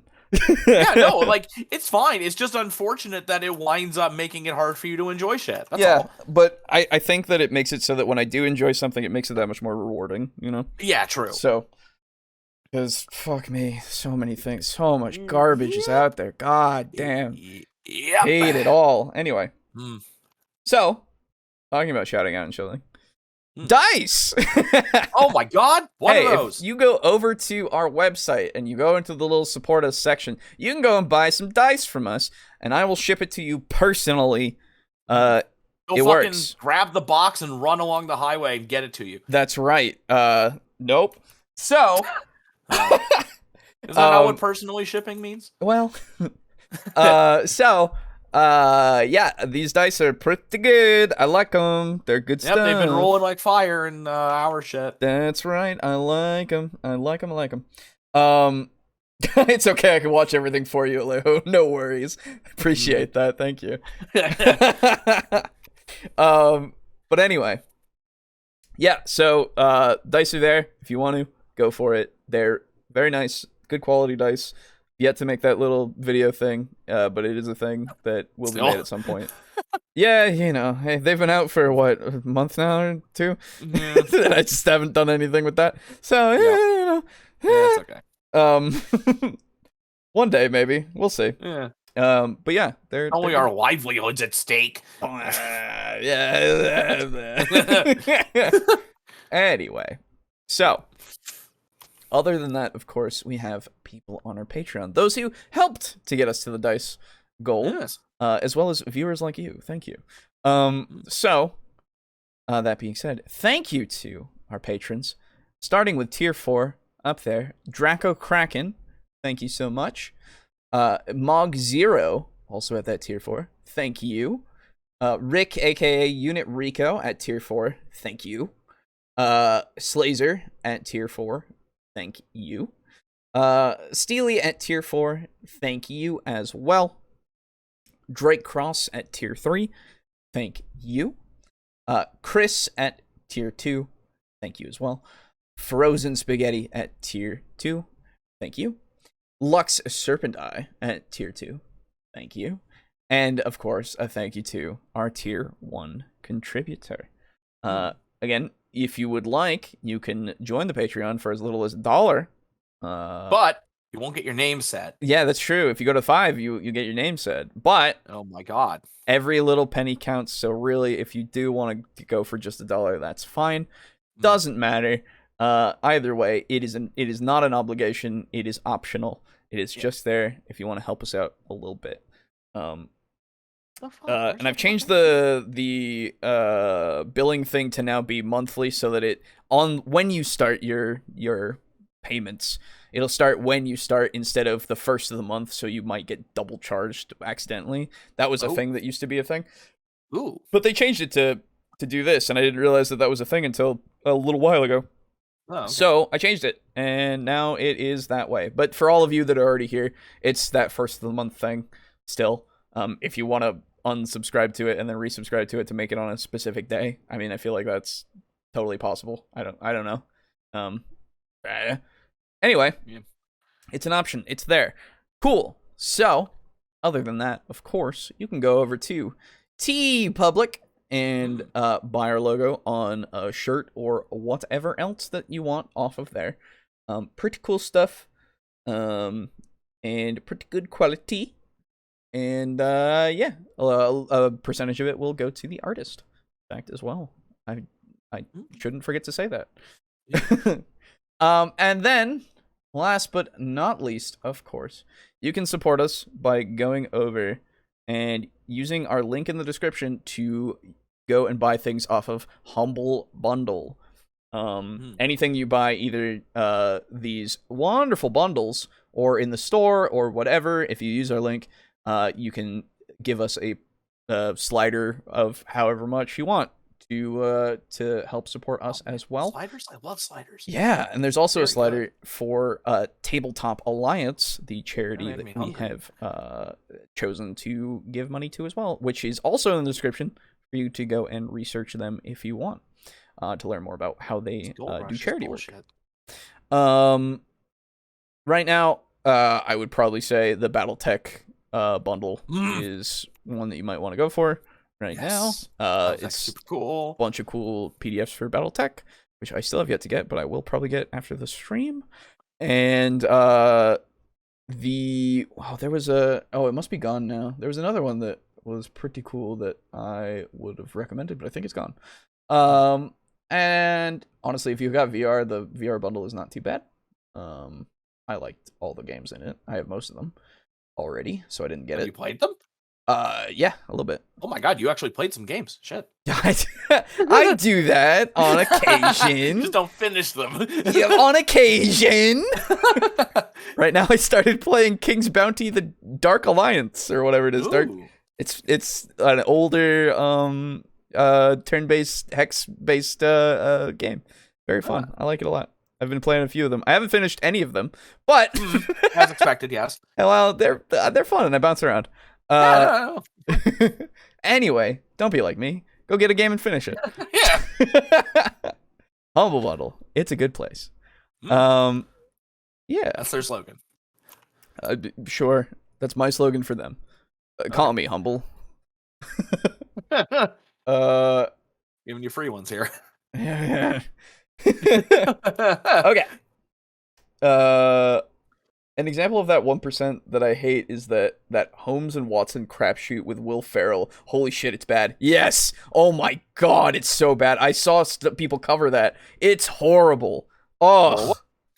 It's Will Ferrell and what's the other guy's name? I can't remember the other guy's name, but it was have you seen Step Brothers, that movie? Yes. Those two, yeah. Okay. They were doing a Sherlock Holmes movie. Oh. And it was bad. Like, it was supposed to be one of those shitty comedies, but it was bad. John C. Reilly, thank you. Yeah. John C. Reilly. Oh, yeah. What is what the fuck was it called? I seem to the name is like I don't remember the name. For the Holmes and Watson one? Yeah. It is Holmes and Watson, I believe.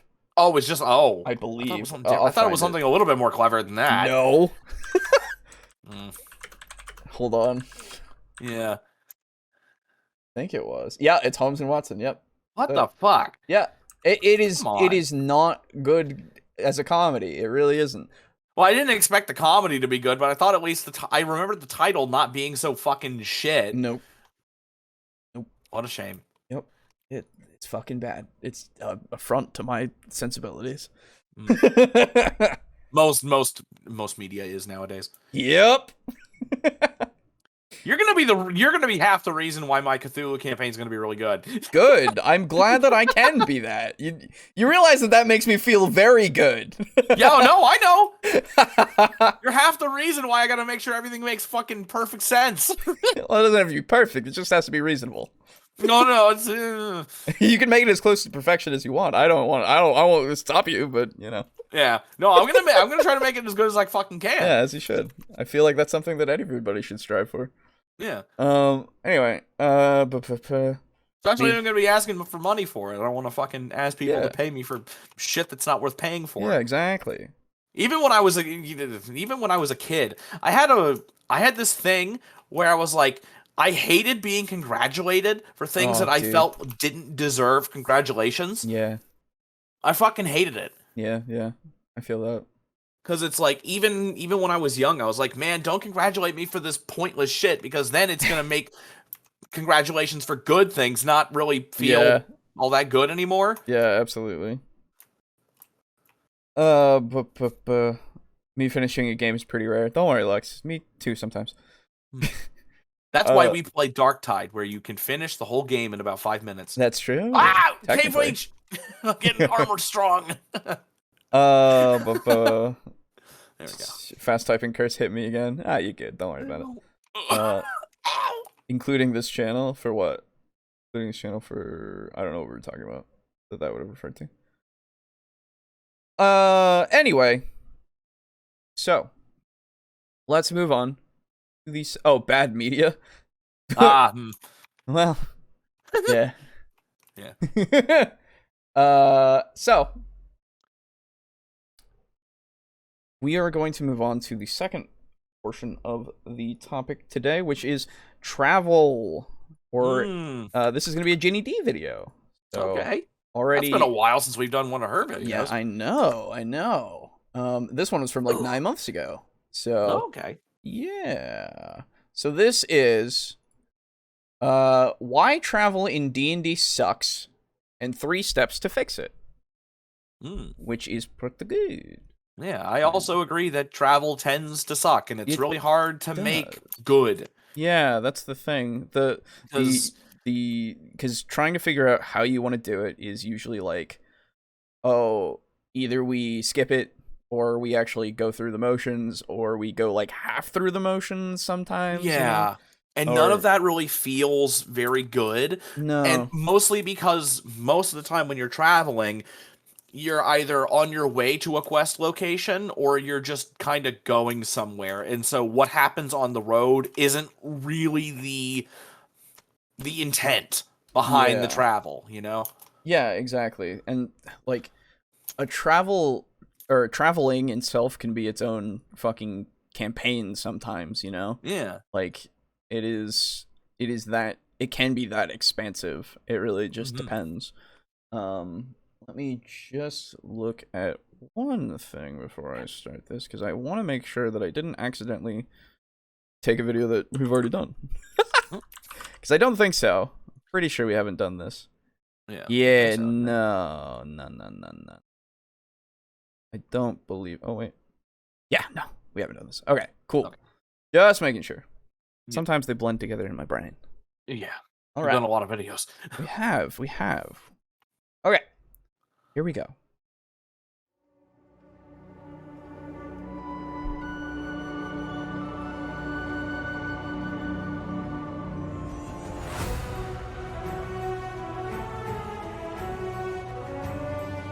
Yeah. Yep. These are the expectations. Yep. Whoever's leading the way, roll a survival check. 12. Okay, you travel for a few hours along the river uneventfully. Yep.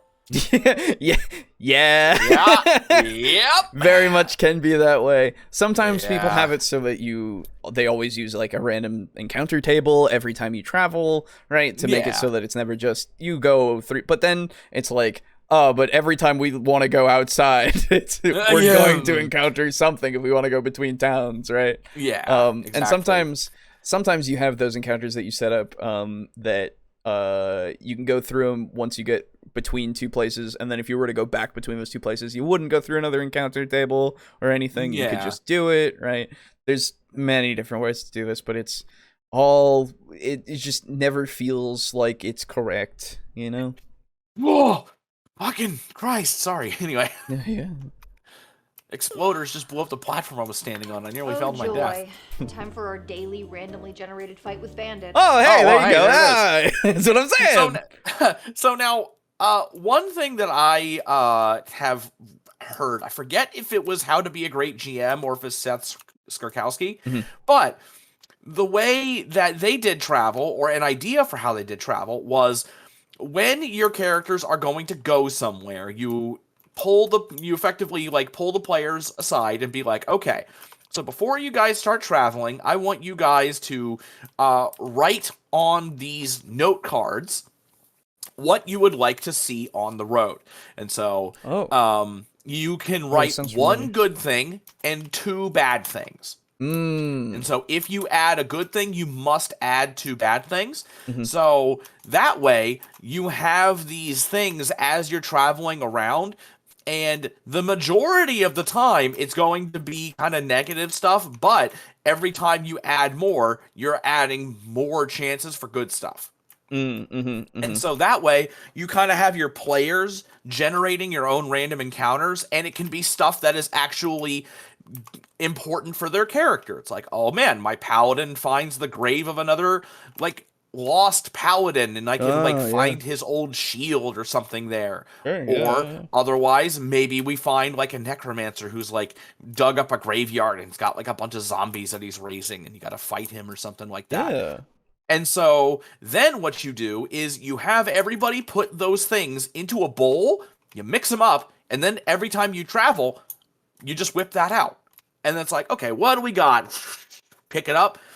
And then you pick one, and as long as the the thing makes sense. Like, obviously, if you're in a desert, you're yeah. probably not going to find river-dwelling lizard men. Right. You know what I mean? Yeah. Totally. Yeah. And This sounds so familiar to me now. I yeah, feel like right. I don't remember where I fucking heard it. Yeah, we might have even done it on the show. I don't know.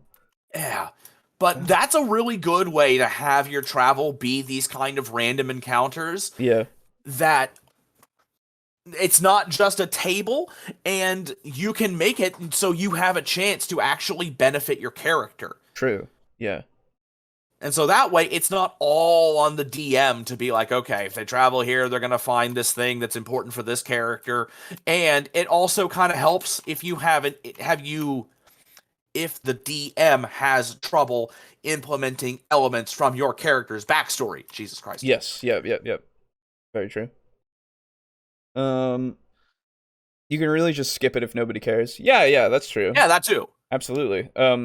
Especially for this table that it seems to be being a little skit of. Seems like, but even so, in those kinds of instances, I feel like but what if there was something that was around, like and it's one of those things where the exploration pillar, if you will, using that proper terminology that all of the big boys do, that exploration kind of stuff can be used for travel, so you can give them like landscapes and stuff that they might imagine and see as they're going through, and it's something that they could do stuff and interact in, or they could just go through and it's fine.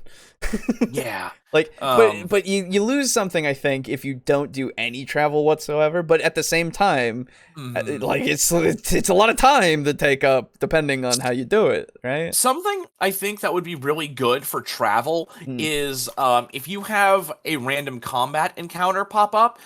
If you use a table, for example, if you use a table, if it comes up with a weak monster like wolves or goblins, make it so that they have the same AC, same damage and stuff, but drop their HP down to 1. Because don't make them minions, effectively, from 4E. That way, they're still dangerous, but they won't take up nearly as much time as they would if they were just a full-powered goblin or a full-powered wolf. That's fair. Yeah, because maybe you like want one to of them. have combat encounters, but since combat takes for fucking ever, it can. It very much can. It usually you can have it be so like one of them is like the alpha or whatever, and that's the one that you actually have to worry about. But the rest of them are make it so only one has like the decent HP. Yeah, exactly. Right. And you just don't have to. You don't have like whether you do milestone or if you do XP, just make it so you don't give out all that much XP for them if you lower them down to minions. Simple as that. Totally. Or if you have if you use an encounter table and you roll up a powerful monster, then I would say leave it alone and just run it as is. But only do like 1 or 2. Yeah. Good thing Devils and Dice is better than this game. Plug. Oh, thank you, Timothy. Oh, well, they don't do that much travel. They just teleport. That's true. Yeah. Also, I've done something to my toe, and I'm worried about it. Oh, that sucks, Lex. Oh. Stop that. Yeah, tell it to stop. Yeah. I'm sure that'll work. Yeah. Or goblins, or... An echoing howl breaks the silence of your wolves. forest trek. Ah, yes. Wolves. Classic. There's nothing wrong with wolves. I like wolves. They're the only reason why Lord of the we Rings have goats. really gave us unrealistic expectations for fantasy travel, didn't they? Yeah. Yeah, a little bit. God actually. damn you, Tolkien, doing it again. Yeah, and Peter Jackson. Fuck me. Yeah. Both of you. You've done something to me. Yeah. And also the whole, you have to document the last 7,000 years of your fucking world history. Fucking goddamn Silmarillion. He's a fucking genius, that man. He really was. I think we've probably all either played in or run a travel session in D&D that just bored everyone to tears. Yes. The DM's guide has a few different suggestions for how to handle overland travel, and to be honest, Overland? they're not great. Here's their example of, quote, evocative and memorable travel description. Around midday, you break for lunch under a lonely tree. There, the rogue finds a small rock that looks like a grinning face, but otherwise, you encounter nothing out of the ordinary. Oh boy, my favorite part of the epic fantasy tale was when the heroes found a rock that looked like a face and meant nothing. The DMG basically tells you to either skip over travel and just give a little summary, or to take it hour by hour, calling for rolls to navigate and keep watch, and throwing in some... Wow. Yeah, no, I why don't would you remember make that. a roll every hour? Fuck Oh that. That's my just making your chance of failure like 100%. Yeah, it gets to a point where it's like, well, why? If we're following a path, why don't we just keep following the path? I don't. No. Oh. Fuck me. No. Yeah.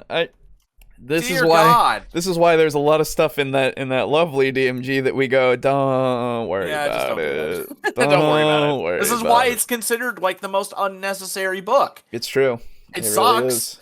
It's unfortunate. It really is. Because But- there are good things in it, but Yeah. fuck, the vast majority of it is either completely useless or outright bad. Yeah.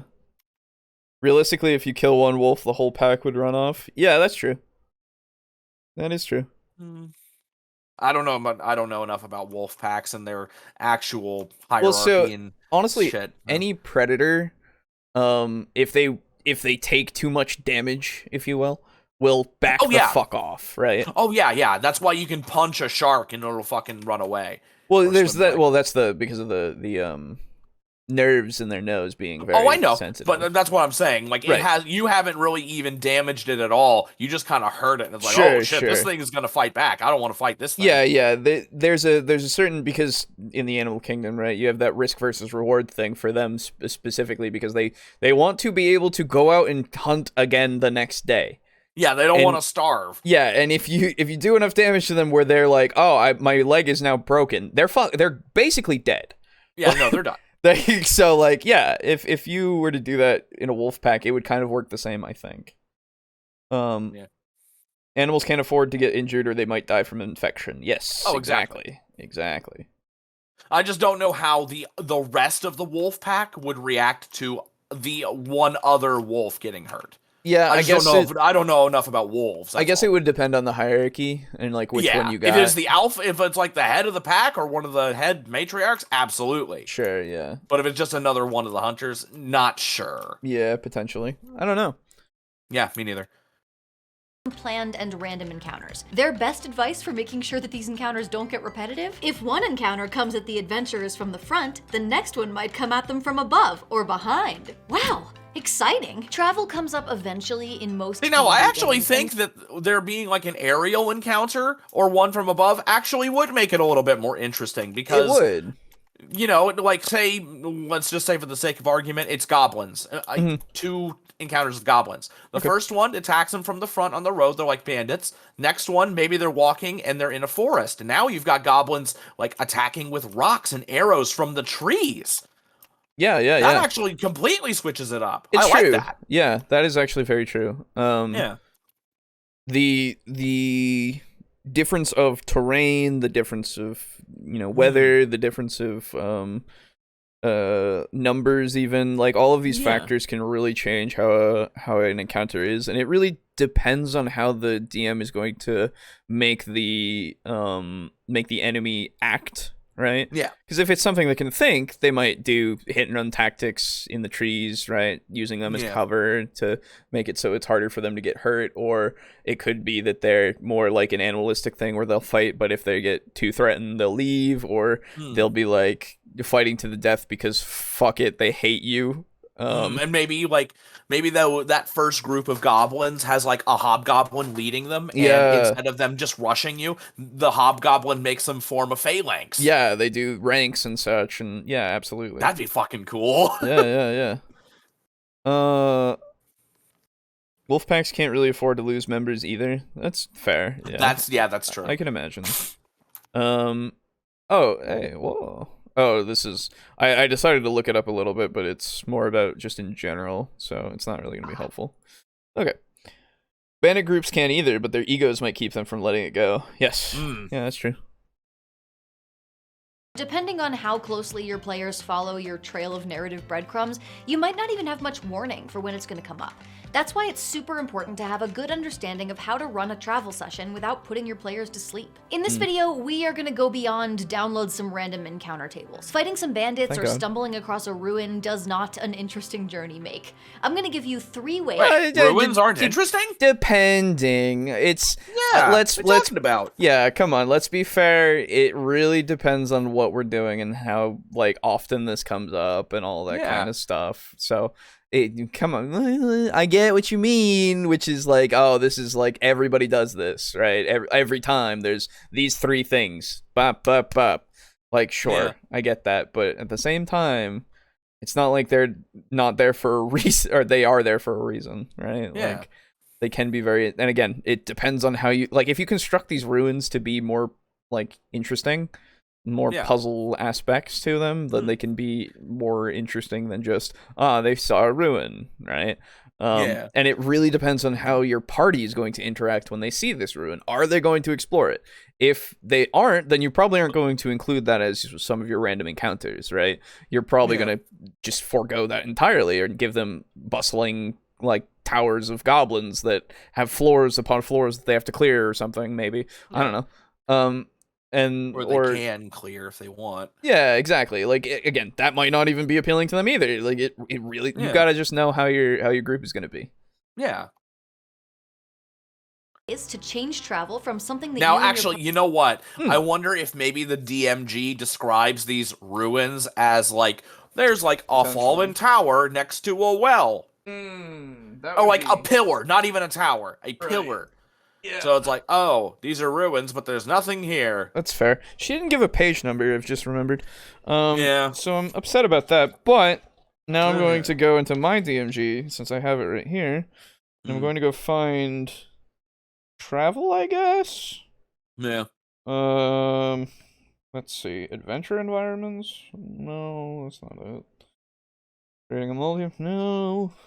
Creating encounters? Maybe. I don't know where it will be, so I'm just gonna keep going for now while I look. Okay. Party dread to something nearly as epic as the Fellowship traversing the rolling hills of New Zealand on horseback. Nearly. It's a high bar. Make the journey of the quest. Oh, that's what I was talking about before, how the whole travel is literally that's the whole thing. Yeah, that's the actual point. Yeah. Good. A single yeah will suffice. Fuck you. I love whipping that one out, man. That was fucking inspired from Aiden. Shit. That's fair. That is absolutely fair. I like it. I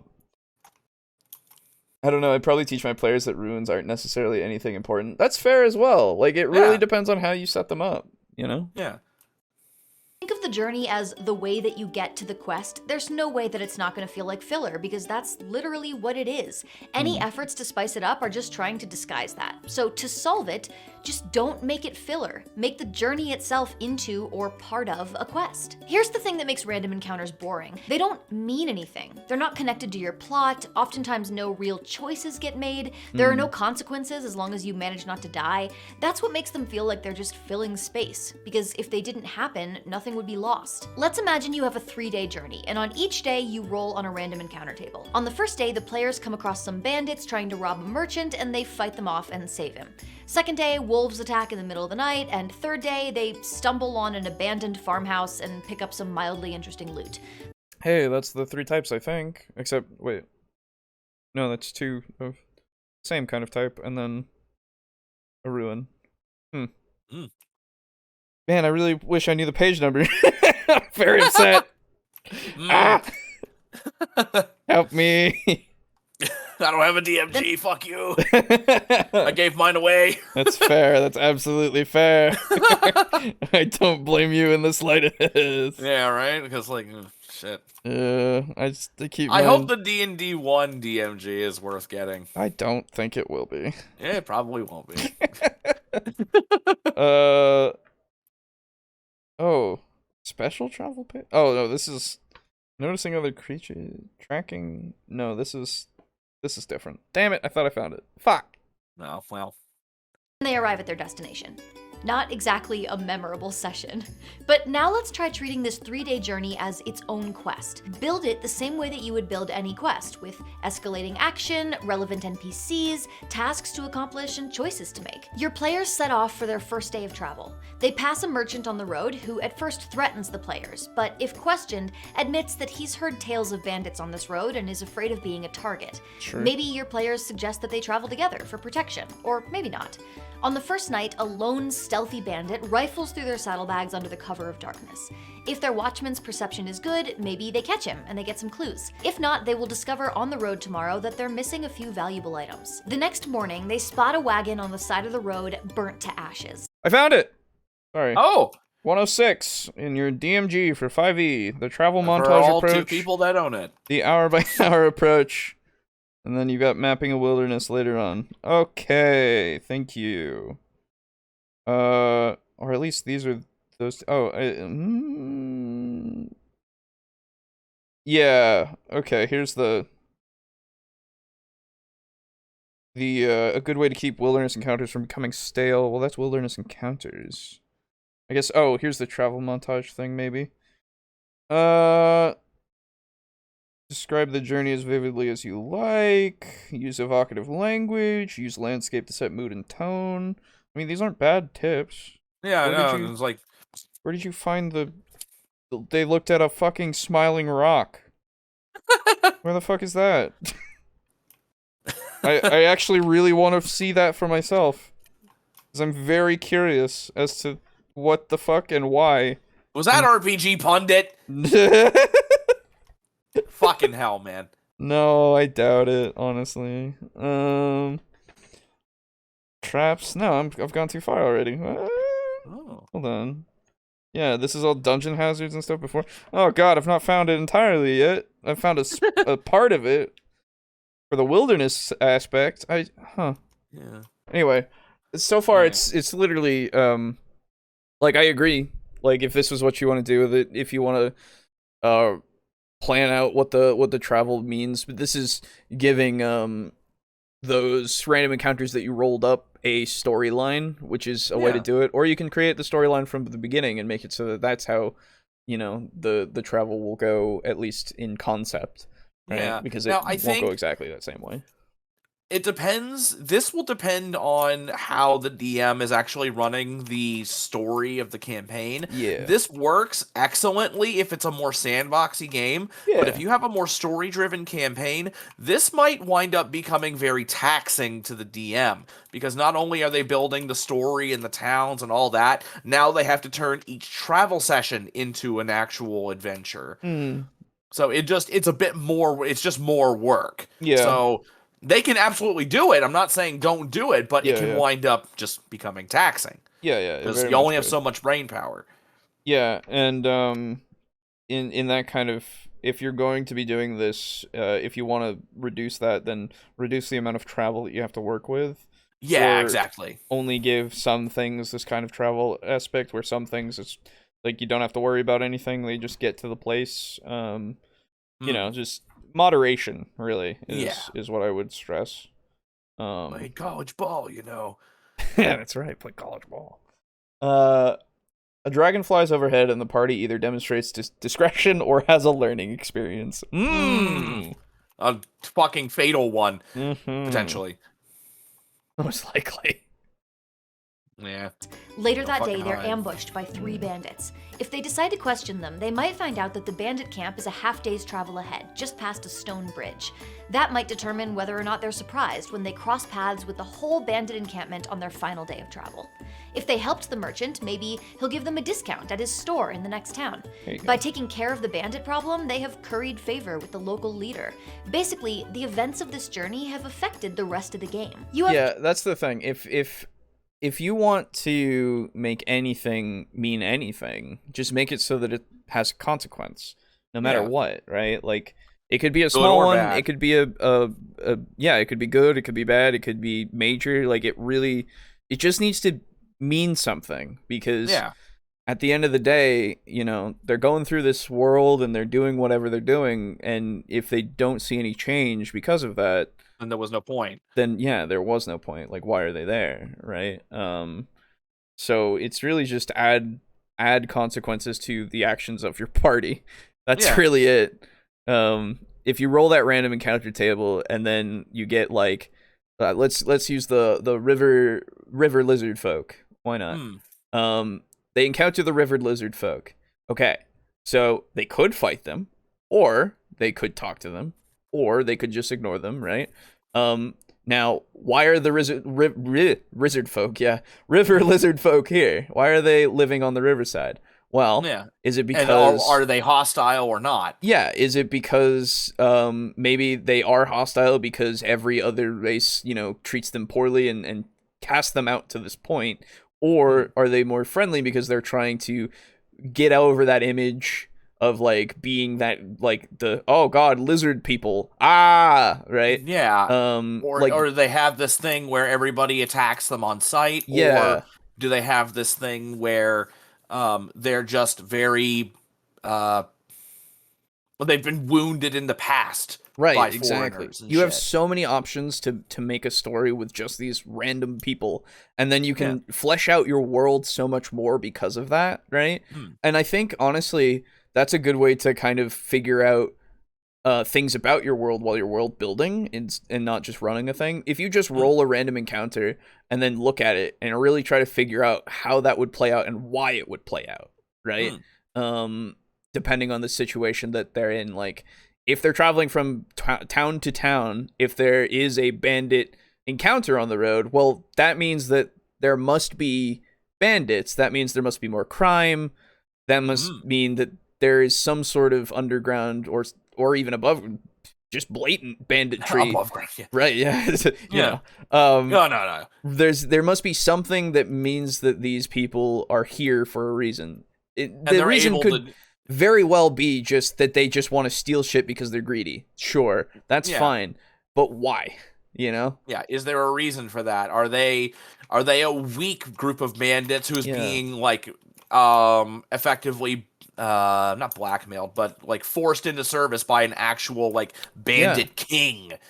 Right, yeah. Or is it a group of beggars who are literally just being bandits to survive? Yeah. Right? Like, is there poverty that's that bad that they have been forced to do this, right? Yeah. You can really... And why won't they just get a job? Right, why? Solve all their problems. I know. But weird. It can very much help you get to that point of like, oh, okay, why? You know, like why the fuck is there a thieves guild? Is that why they're doing that? And some of them are doing a highway robbery kind of thing just so that they can continue to contribute to the guild, the coffers. You know, like is that a thing? And who knows? Maybe the thieves guild doesn't even like that. Maybe they're like, oh, you're drawing too much attention. Exactly. There's, again, so many possibilities you can go through and so much world building that you can make just from looking at these random travel encounters, right? And honestly, it really feels like, you know, after going through that, it feels like if you roll up a random encounter and it winds up being something like that, where it could have that, maybe just be like, hey guys, can you give me like 15 minutes or give me like 5 minutes while I kind of think about what's going on here. Yeah. Why this is because the case. I might be able to expand on this and make it a lot more interesting. Yeah. As we've always said, taking your time with these things and like not being afraid to ask your players to have a second is something that you should kind of more familiarize yourself with and make more normalized, because I know things take time, but you're all here for a reason, just to have fun, and like having it be more well crafted at least can be something that does or can add to more fun.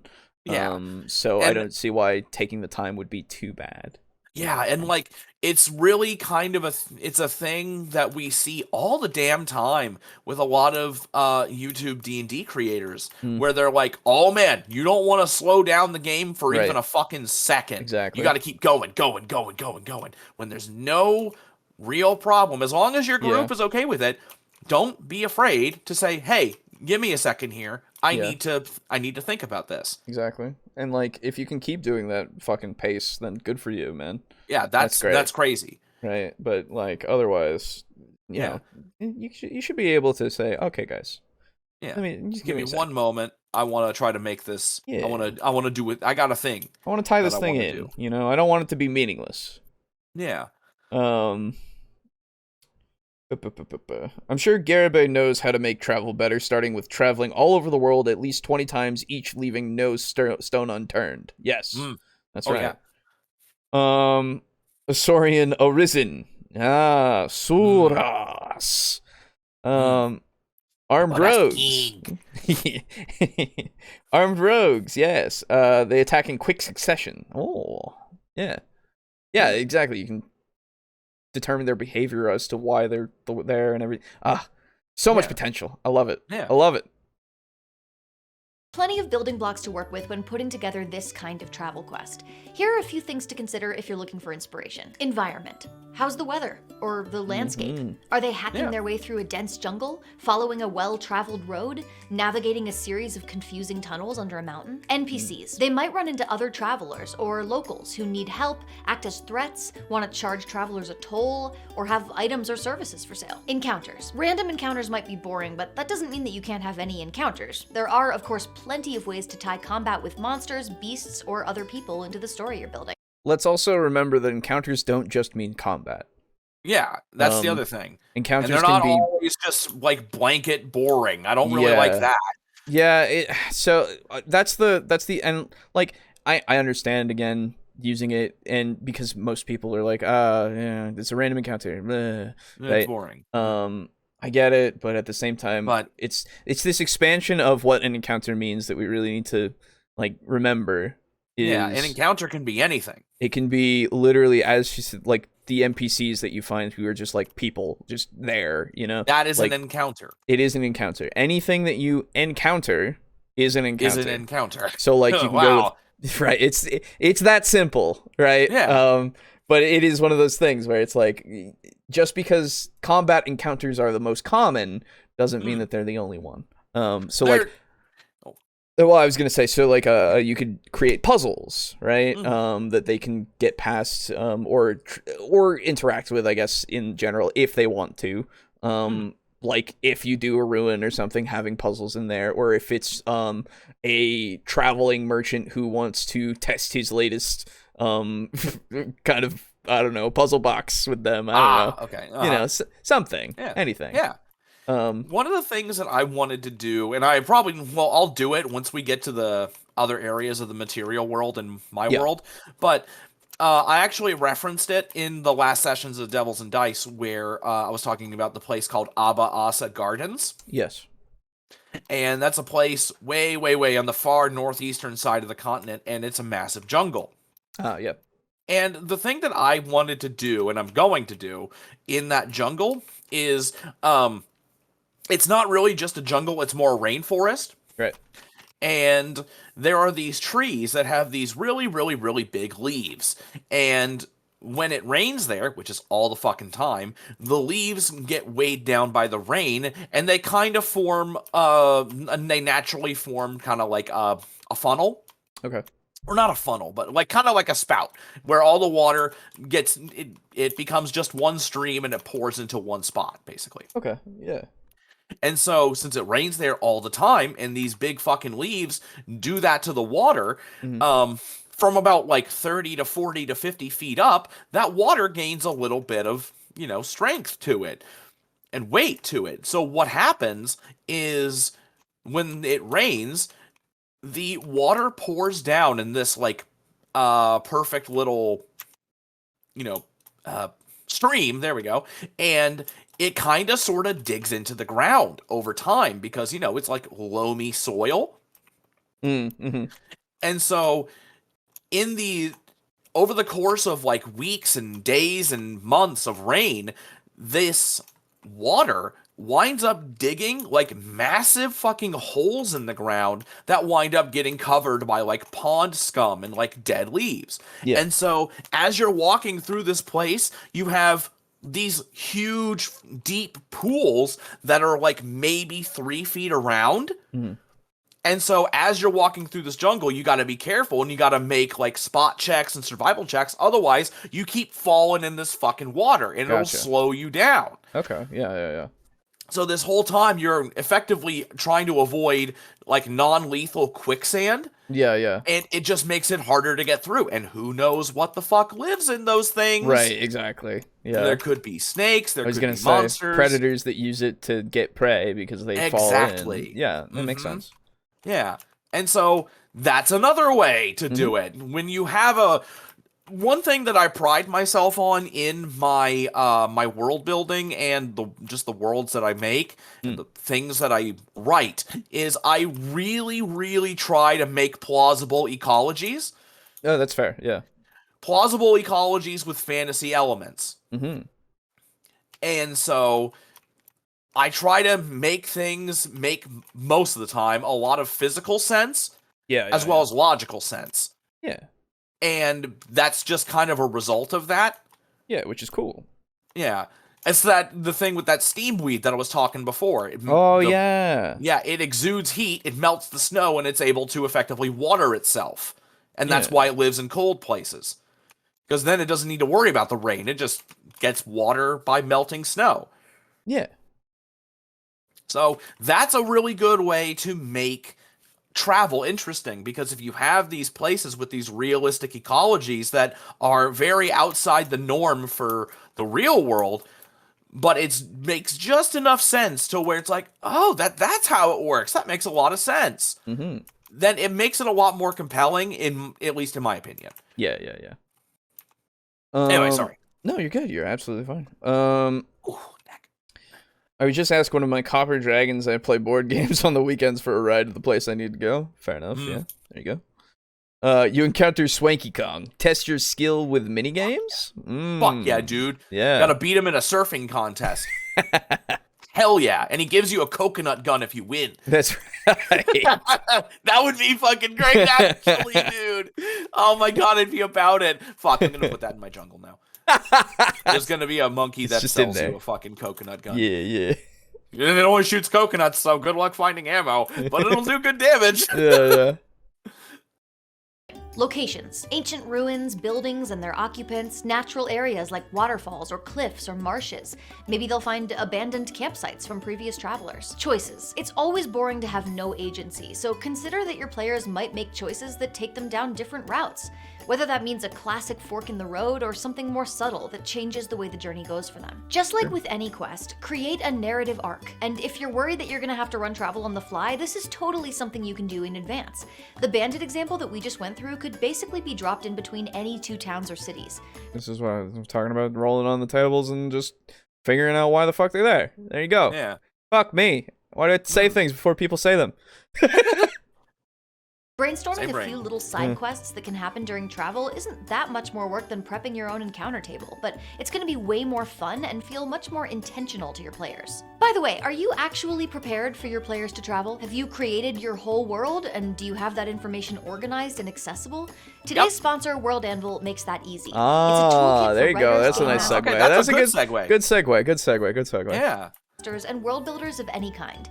You can document and organize information from maps to articles, stat blocks to historical timelines, and even run sessions. It is true. It's very we're not sponsored, but World Anvil has a lot of it has a lot of good stuff there. I tried to do it, overwhelmed me, but you know, I work better off my notepad basically. But like, there's a lot there if you like organization. So yeah. Through the website. Check it out. I just wanted to tell you I am obsessed with your new auto linker. Automatically scanning for relevant keywords and adding links to related articles, genius. It saves me so much time. I swear, you guys are like tech wizards. Wizards? Who told you that? They're no wizards, it's a website. It uses technology. Okay, whatever you say. Yeah. Hey, what's north of my main continent again?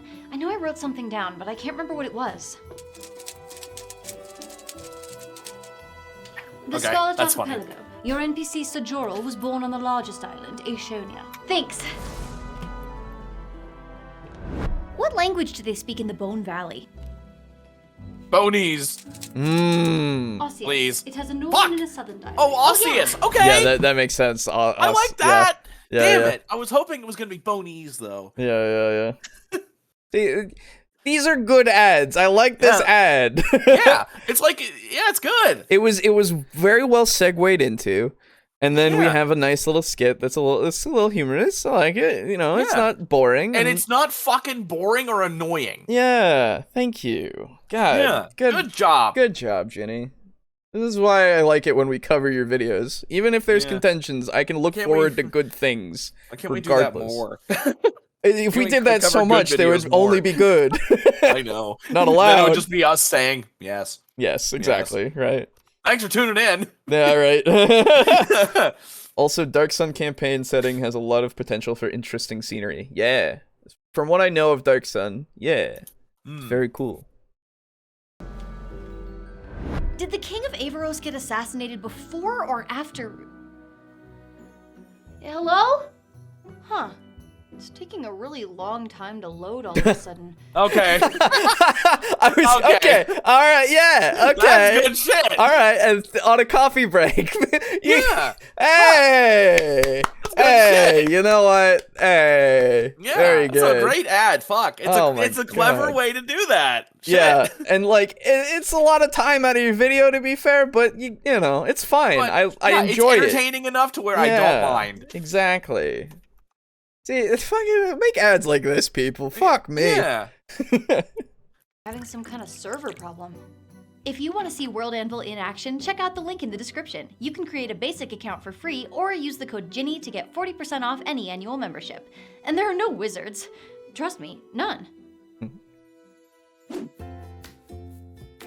Oh, okay. So you're trying to spice up your travel through a wintry tundra, and you have the players roll to see if they catch a cold. Cool. Your players each roll a die. There is a result. Maybe you even do it multiple times. Are we having fun yet? Calling for a roll might seem like something to do while traveling, but it often doesn't lead to any real engagement. Depends on the role. Yeah, it depends on the situations and the role, right? We were already talking about how making, you know, choices matters, and if this is part of a choice or something, then it can, like, if we are specifically only talking about making rolls for roll's sake, then yeah, absolutely. Then, yeah, that's not good. That's already in the baked in rolls for roll's sake, right? Yeah. The cold, you know, rolling for a cold, sure, I can see, like, you know, 10-year-old first-time DM going, or really just first-time DM going, okay, I want to get some realism in my game. Roll for a cold, right? Yeah. But that's something that kind of gets ironed out with experience, I would say. Yeah. Because what does it matter? Yeah, not to mention cold weather doesn't just cause colds, but anyway. No, it's true. But if you are running something more, like, let's even take this example. If you're running something more gritty, more realistic, and something like that could really affect your character, say, right? So you get an illness like a cold, and it's mild, but it does take away your, like, accuracy. So you get a -2 to roll. Then if you get a -2 to your smell check because your fucking nose is stopped up. Yeah, exactly. Your perception is hampered because of it, right? So then you have a reason as to why you would do that. And then you have the reason as to why it actually matters that a cold would be part of your game. But yeah, if you're just doing it for no fucking reason, it's just like, because then if it's for no reason, then now you're making rolling less special. Yes. If it's for a reason and you're calling for too many rolls, you're increasing their overall chance of failure. Yes. Icewind Dale also has good potential for scenery. Yeah, I'm sure it does. Nobody looked into the book, remember? That's the one that didn't sell, I'm pretty sure, right? And that's the one that you bought, or which was the one that you bought? Oh, Sword Coast. Sword Coast, that's right. No, am I thinking of Rime of the Frost Maiden? That was the one that nobody bought, I think? Oh. It's one of the two. I don't remember. Anyway, somebody can correct me, please. Was the rhyme well written? I don't fucking know. Oh, yeah, nice. I get it. Anyway. Players come upon a river and roll athletics to cross it. Players need to make camp and roll perception to find a good spot. Players roll survival to see if they find their way, and maybe they roll poorly and the journey takes an extra day. Great work! In trying to make your journey interesting, you have only made it longer. When you find yourself wanting to do one of these... If you're doing, like we said, if you're doing them just for, like, menial things, it can be That's annoying. why there are, like, just base stats and stuff like that. Like, a lot the passive of perception thing and everything, right? Well, what I was going to say, a lot of skill-based games have it where, for example, in Call of Cthulhu, every single adult character starts out with a 20 drive auto, which is literally just the ability to drive a car. Very true. Yep. Unless you are doing something that actually would require some sort of expertise or some sort of, effort, Yes. you can just drive. Yes, exactly. This is where I would then say for our D&D example then, the proficiency. Every time when somebody has a proficiency in something like survival, let's say, then in the wild, if you just want to find a good spot to camp that isn't too taxing to find, right? In a situation that isn't too like, let's say it's not like, the two scenarios would be it's a sunny day, and they're going through, and then it gets to be night, and it's clear and fine, and it doesn't take that much time to get to a campsite. So in that case, you can find one pretty easily with your friend who's got that proficiency. Even if you didn't really, to be fair. But in a fucking gale, that's like, 20 miles per hour wind, the rain is coming down, it's hard to see through, all that kind of stuff, then I would have you roll, because then it's like, oh, we have like many factors here that are preventing you from finding something very easily, right? Yeah. So something like now that. You actually have to use some effort. Right, and it makes sense. Yeah. Single roll challenges, think about how you can turn that one roll into an experience, something your players get to actually do. Let me give you some examples. Okay, so it's freezing out. Instead of rolling a con save to see if you catch cold, maybe players have to decide between taking shelter earlier than planned to get out of the weather or pushing forward anyway. They find a good place to take shelter, but there are other creatures already there, trying to keep out of the storm. Perhaps they have to decide between lighting a fire, which draws attention, or rolling progressive con checks and maybe taking a point of exhaustion from the cold. If they decide to push on, they might face a series of challenges in navigating through a snowstorm, conserving heat, fighting winter monsters in low visibility and difficult terrain.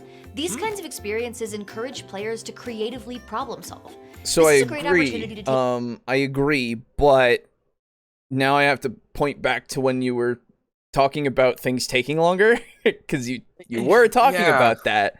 And that was kind of the problem. That was part of the problem that you had with the fact that they were rolling and all this kind of stuff. So while I agree that this makes it more interesting, and that's cool, and that can make it more fun and make it not feel like it's taking very long and make your session go by very fast, sure, that's fine. But you also have the problem where you might have these things take a bit too long. Yeah, because like, we're solving even one when problem. people are on the fucking correct path, they will find a way to take fucking forever. Trust me, I fucking know. Yes, hello.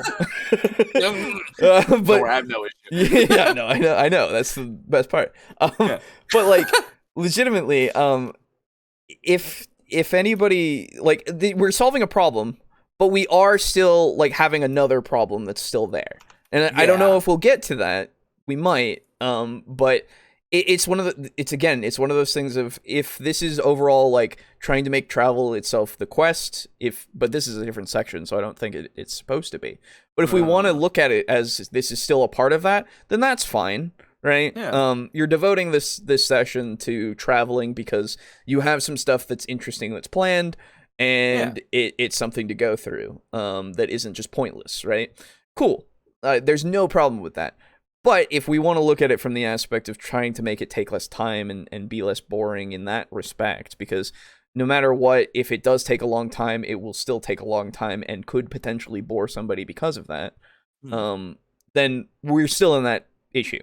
We still need to figure out that issue. And again, that's something that it depends on your table, right? Yeah. If taking that time is something that's a problem, then you're probably not going to be doing this stuff as much. Just how it is, right? Yes. It's just interesting to get to the, like, this is the solution, but again, it still but it takes still time. causes the problem from before that we're trying Yeah. to solve. Yeah, even though I like it, it's still technically an issue. Technically. Yeah. Depending on the Page table. from Matt Colville or Matt Mercer's book. You know, the DMs. The Dungeon Mats, and introduce a skill challenge. Matt Mercer uses a skill challenge in Critical Role Campaign 2 when the party is making their way through the forest to find the hag. It's a perfect Oh example. my god, I hope nobody hasn't seen it. What? A hag? What's a hag? No, I don't know. No, I don't not know what. spoilers. Right, I was gonna say I don't know if anybody cares about And spoilers. so how long has that campaign been out? There's already fucking animatics. They're made in about that they're in the speed. third campaign right now. So Yeah, I think we're fine. I know. I'm just saying. I don't know. Oh, I know. Don't be like Brogan, who's like, "Oh man, you No, I can't don't talk about something until it's 20 years after the." Yeah, no, I'm not. Yeah, don't. No, I'm just saying for those people who are out there who didn't know. I guess. Yeah. That's a thing. Of how to make travel through the wilderness into a way more interactive experience than just rolling for survival. Okay. I I thought we were gonna talk about something from Colville as well. Nope. Okay. But yeah, skill challenges. They're cool. Yeah, they're good. We've gone over them before. They're neat. Yeah, they're pretty good. Okay. Prompt roleplay moments. Here we go. Mm. Oh, I said yeah. Roleplay no, now. Yeah, Hurry. you poke Make it them prompt. until they roleplay. Yeah. Travel doesn't have to be dangerous to be interesting either. True. It can also be a great opportunity to get to know fellow party members through roleplay. Of course, as a DM, you can't force your players to roleplay amongst themselves, but there are Yes, you things can. you can do to encourage. Don't give me that. Well, You absolutely shouldn't. can just be like, "Hey, fucking roleplay, talk, do something. Why are you fuckers not Dance, talking monkey, to each other? dance. Dance for my amusement. Speak to this imaginary person for my amusement. You're breaking my immersion. Why aren't you guys talking?" Yeah, this is excuse me. This is something that's that we had a little bit of an issue with sometimes in our first campaign that we were doing for Wednesday group. Oh, okay. A little bit. It was just one of those things where during travel, we had a lot of travel that happened, and the travel did kind of become the adventure. Okay. After a while, because we took a long, Because and then there was after just so that, much of it. yeah. Well, we took about a year to get through. A week, I think it was, maybe less What than that, the of travel. fuck? Yeah, we took our time because you don't Yeah. understand. It was great, actually. Like I really believe liked it. It was, we had a lot of good character stuff come up, and there was some interesting side stuff. Like it was good. Yeah. But But our holy DM, hell. our DM afterwards was like, "Yeah, I'm not gonna let that. I'm not gonna do that again." That's honestly fair. Yeah, it was great. It was super fun, and I had That no was a issue good with bug. it. There were like 20 loot bugs all in the same spot. They all make the Oh, nice. It was great. But during the travel stuff, it was one of those things where role playing, like talking to each other, it was something that was less frequent. One, because we were the group was a little bit less experienced with it to a degree. Some of them were better at it than others. Excuse me, goodness. Yep. But on occasion I would try to do things, in character and stuff. But a lot of the time it just felt like we wanted to get going, right? Yeah.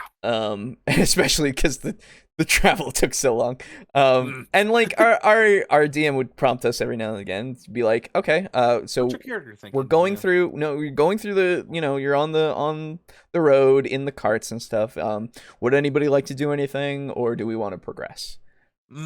It's as simple as that, right? Yeah, it's kind of like how I do. It's like, are we ready for time to pass? Exactly, right? So, and most of the time there was nothing, unless I had something to say, because Aw. I had a lot of things that I wanted to do with my good old gimbal. He was a great man. I miss him so. Yep. He's not dead or anything, so I could play him again at some point. I love that man. And even if he was dead, you can just be like, Even I if want he to play was this character dead. again. No, I really like him.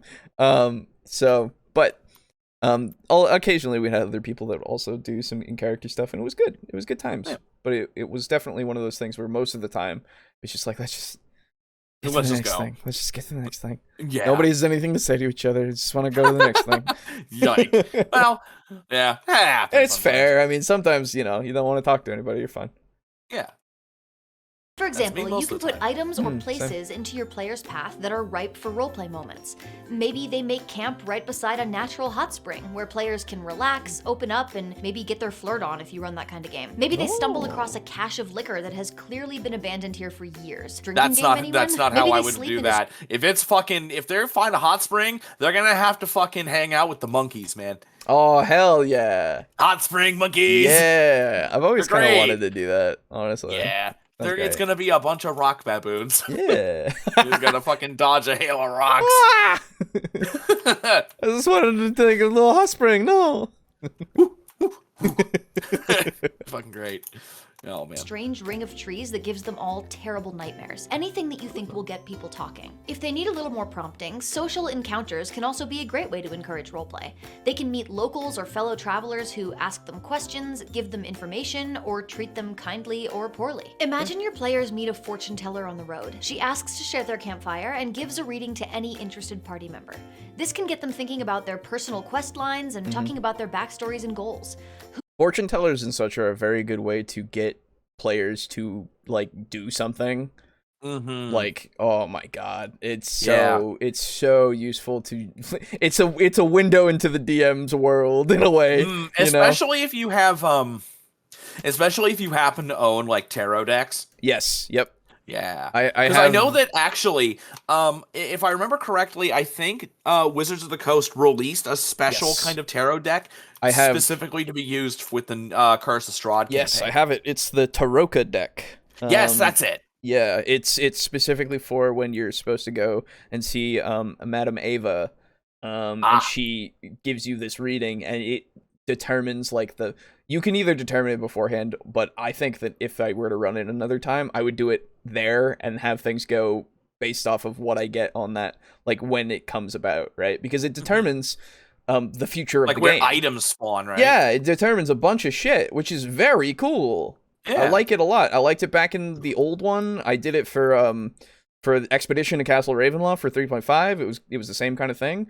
Nice. And for that one, it does it too. So it's a really cool mechanic. But yeah, in general, man, so good to use, because then you get them going, what the fuck does that mean? Yeah. Or you give them little hints towards their goals, and then they go, oh, I want to go there. It's great. It's really good.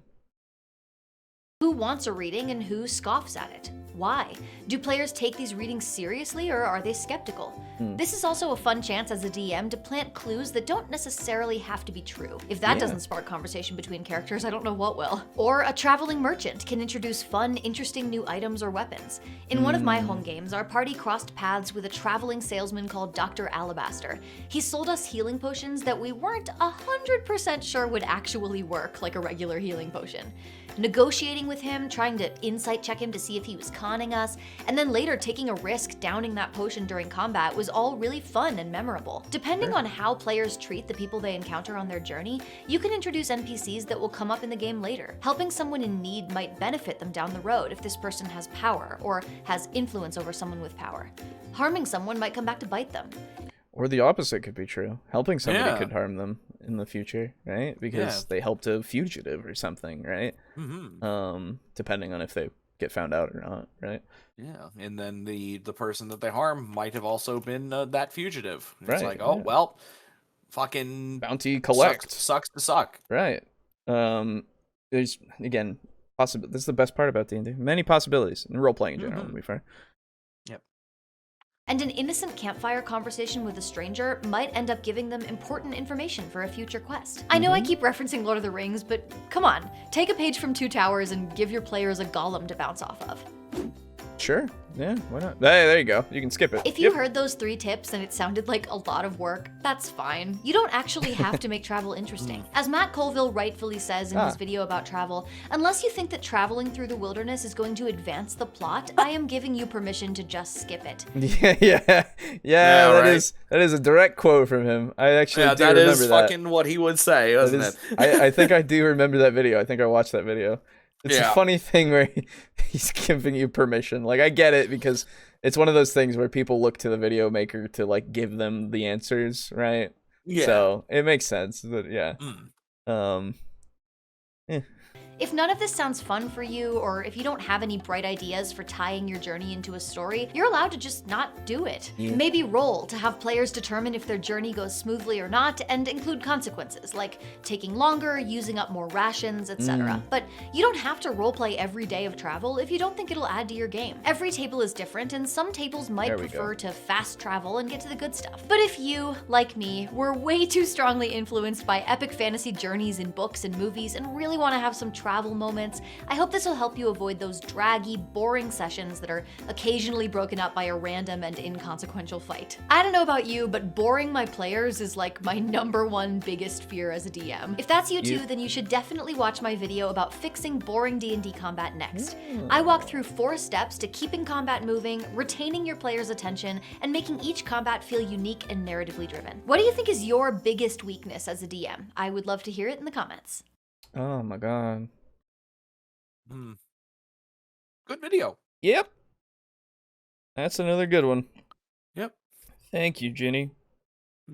You are one of the best D&D / role-playing content creators, I think, on the platform. Legitimately. Yeah, no, it's always good shit. Yeah. Even when I have contentions, it's not so, like, major that I'm like, what a bad take. I'm just like, don't know about that. Yeah. But yeah, good stuff. Cool. Yeah. So ultimately, as we were talking about before, travel is difficult. Yes. And it kind of varies depending on the mood, I guess, really, and your table and just all the factors, right? Yeah. Like, fucking... It's one of those things where there's no right way to do it. There's just a right way for your table. Yeah. You know?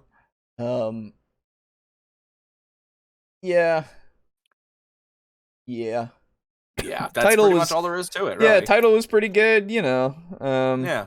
It all works. It all works. Yep. It just works. It just works. Ginny had the best video. That is true. Yeah. Well, what about our video? What about this? What? No. No, you think people come here because they like it? Oh my god. Well, yeah, it's not that good. Internet's getting slow for no reason. Well, Lux, don't worry, because we're gonna be ending it off here, in fact, soon. So yeah, you're not gonna have to worry about it too much longer. In fact, I mean, that's it, right? Like that's the topics today, gentlemen. Yeah, they're fucking and not raging this time. Yes, it's good to not rage on occasion. Yeah, because like one of the things that I wanted to say before we started was like, we should do an episode on like our favorite monsters. And that's it. Yeah, we could do that at some point. Absolutely. Just in talking about the shit that we like in the monsters. Whether it be in the monster manual or other third-party books. And hell, it doesn't have to be about D&D monsters. It could be Call of Cthulhu. It could be fucking Conan or Traveler or something. Yeah, it could be a bunch of different things. Yeah. Absolutely, we could do that in the future. Yeah. I like it. Oh, thank you, Timothy. I like the channel. It's good. Thank you. Copper Dragons for life. Very good. Yeah. Yeah, honestly, we can go with categories by categories, you know, like it's like what's your favorite what's your favorite draconic draconic enemy? What's your favorite monstrosity? What's your favorite aberration? It is one of those things that I would have to go back and look at a lot of things. Yeah, I just whip out the monster manual and be like, "Oh man, this thing is super cool." It's like, yeah. And that's the whole video. Right? Yeah. We could talk about maybe like how we'd use them in different ways and such, right? Yeah, actually, that'd be kind of neat. Yeah, it'd be fun. Yeah. So talk about monsters that are slept on, others that are overused. That is true. Yeah. Okay. Well, that being said, I guess we'll go to comments. Yeah. So let me get those.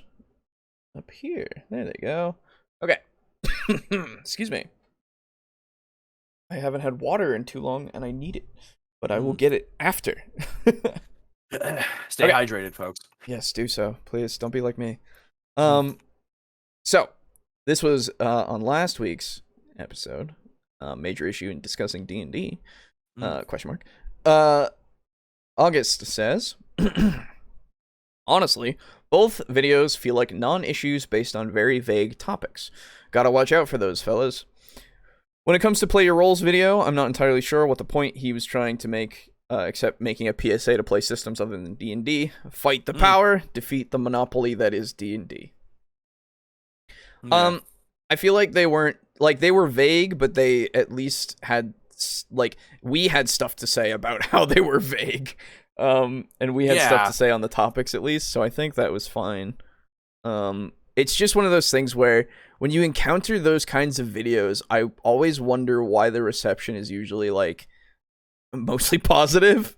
Yeah. Because I'm always confused. Because I'm like, what are we trying to do here? And then at, like, the end, I'm like, okay, I get like, it. This was, like, I understand what you were doing now, but this is still, like, so barely even worth doing at all. Yeah, it's one of those things where I think it just, those videos both needed a little tightening up. And plus the titling needs to be different, I think, just to give me a better idea of what I'm supposed to be getting out of it. Because the Coville one was literally, let's understand each other better before we talk. And and what the adventure is, and does this, Right, yeah, there's a, like, just in general, understand other people before you talk to them, which I'm like, thanks. But if I talk to them, I could understand them better first. Like, I get that there could be an argument, but we could still get through to that point. It just depends on if somebody's unreasonable or not, right? Yeah. And at that point, it's like, well, you figured out that they're unreasonable, so yeah, I guess we just stop talking because I don't care, or whatever. But you know, it's again, people have different views on these things. And then the play your role video, it was advocating for play other systems than D&D, but it was doing it in such a way that I was like, it's such a roundabout way. I'm just over here like, Jay, oh my god. Oh, hey, Aiden. Hey, you got Aiden, here for the comment you're ready section. for the beginning of the podcast. So I straight up passed out. Yeah, I figured. Yeah, you sound like it. Yeah.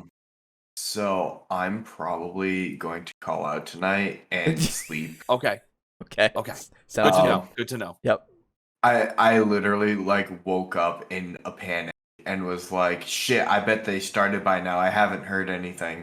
Oh, don't worry. We've gone 2.5 hours. We're already gone. Yeah. You missed the whole thing. Yep. You absolute fuck. We're in the comments part, so. Yep. All right, cool. What a bastard. Have a good evening, boys. Yeah, you too. Yep. Good night's sleep. Oh, I'm sorry, Timothy. I didn't tell him that you said hello. I'm sure that he would say hello back. If he wasn't asleep. He was a sleepy boy. I figured this as much. It's all good. Yeah. Anyway. So yeah, that was that. Timothy then says on that same episode, hello everyone. Hello. Excuse me. Hello. So not really much to say on the topic, the issues sounded more like nitpicks than anything, but of course that's just me. I feel like homebrewing and talking things out with the people at the table can smooth issues out in most cases in TTRPGs, not just D&D. Anyways, I had a good time roasting the videos, however, and gaming stream as well. Have a nice day. Well, thank you. Yes. Basically, at that point, it's like trying to extrapolate and talk about things that they're trying to say is more interesting than, like, what saying. They actually said. Yeah, and trying to figure it out can be its own fun. And once we get to the point of, like, getting to our points on the topics that we think they're going to, I mean, there's still something of value there, right? There always is, because it continues the conversation. Whether or not it's the correct conversation, really, I mean, it depends, right? Yeah. But, like, at that point, it's like, well, if you're not making it clear enough, I think any conversation that we have could be potentially correct. Yeah. Anyway. And then Lux, with a very long one, as far as I remember here. on the same video. Here we go. In the first video, one line that really rubbed me the wrong way was the one about video game players arguing over which boss in Elden Ring is overpowered. Yeah, Like, don't worry, we didn't like that either. Like what? Look again at that sentence. Which boss in Elden Ring is overpowered? All of them. Uh, And that's the point. yeah, well, some of them are better than others, to be fair. There are true. things that you can cite. Anyway. Yes. He could not have picked a worse combination of concepts to make a her video games comment out of. Yes, I agree with that. I know it's a gibberish line that the audience is supposed to blankly nod at and glaze over, but I really want to lay the sheer mindlessness of it out right here. I mean, I'm genuinely angry about it. Oh, yeah, okay. Oh my god, he got Lux angry. Here we go. So, yes, there's apparently one overpowered boss in Elden Ring, and people on the internet argue over which one that is. How a boss can be overpowered in a game that's meant to be painfully difficult, I don't know. I don't know. I suppose if there were a boss that just couldn't be beaten without some form of cheating, that would qualify, but any competent publisher would iron something like that before release. Iron it out before release. Yep. Short of that, a boss in Elden Ring being especially hard wouldn't exceed the overall expectation of the game's difficulty. Yeah. Yes.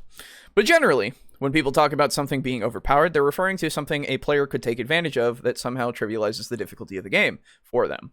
For the most part, bosses don't provide an advantage to players. Bosses provide a challenge the player has to overcome. A boss isn't an item you equip or a spell you cast, it's an enemy you fight. I could generously assume that what Coville meant by overpowered in the context of a boss was something that was excessively difficult to defeat, but that's a jarring way to use that word. It still demonstrates a lack of understanding of the terminology he was throwing around. So I don't know. It was I don't necessarily agree. Like when he says a boss is overpowered, I know what he means. Like I was able to infer exactly what he meant. Yeah, it makes entire sense to me as to what he's trying to say. That a boss is too powerful. That's what it means. Overpowered. Yeah, that's just because overpowered is essentially just meaning too powerful. Yes. So it's I don't think there's any generous assumption that needs to be made. I think it's just the automatic assumption that you make.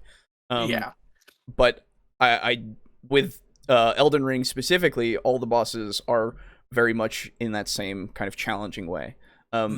If you want to talk about an item that's overpowered or a thing that you can use that's overpowered in that, as far as I am aware, are the ashes, I think they are, or whatever they are, that are the summons that you can just spawn in.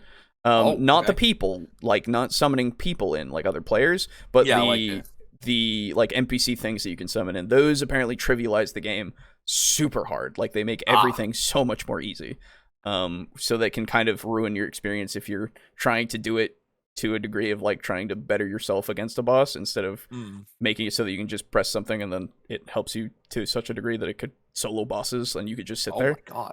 That was a thing, yeah. I don't know if they fixed that by now, but that was a thing that happened where people could just solo bosses with some of these summon things. So well, they weren't soloing it; it was the fucking summon solo. Right, exactly. Like that's the point, right? Where it's like, oh, okay, so you know what Dark Souls is, right? you kind of cheapen the Souls experience that way, right? Yeah, damn. I did not know that. Yeah. Internet doesn't want to work, so I'll just let the video load ahead for a while. See you next time, probably. Yeah, don't worry about it, Lux. Yeah. But yeah, so anyway. Yep. Even running with that definition, though, the context is that he was saying there are people who expect to be able to talk about D&D as if they were talking about which bosses in Elden Ring is overpowered. Well, guess what? Bosses, or more monsters in general in D&D, can be overpowered.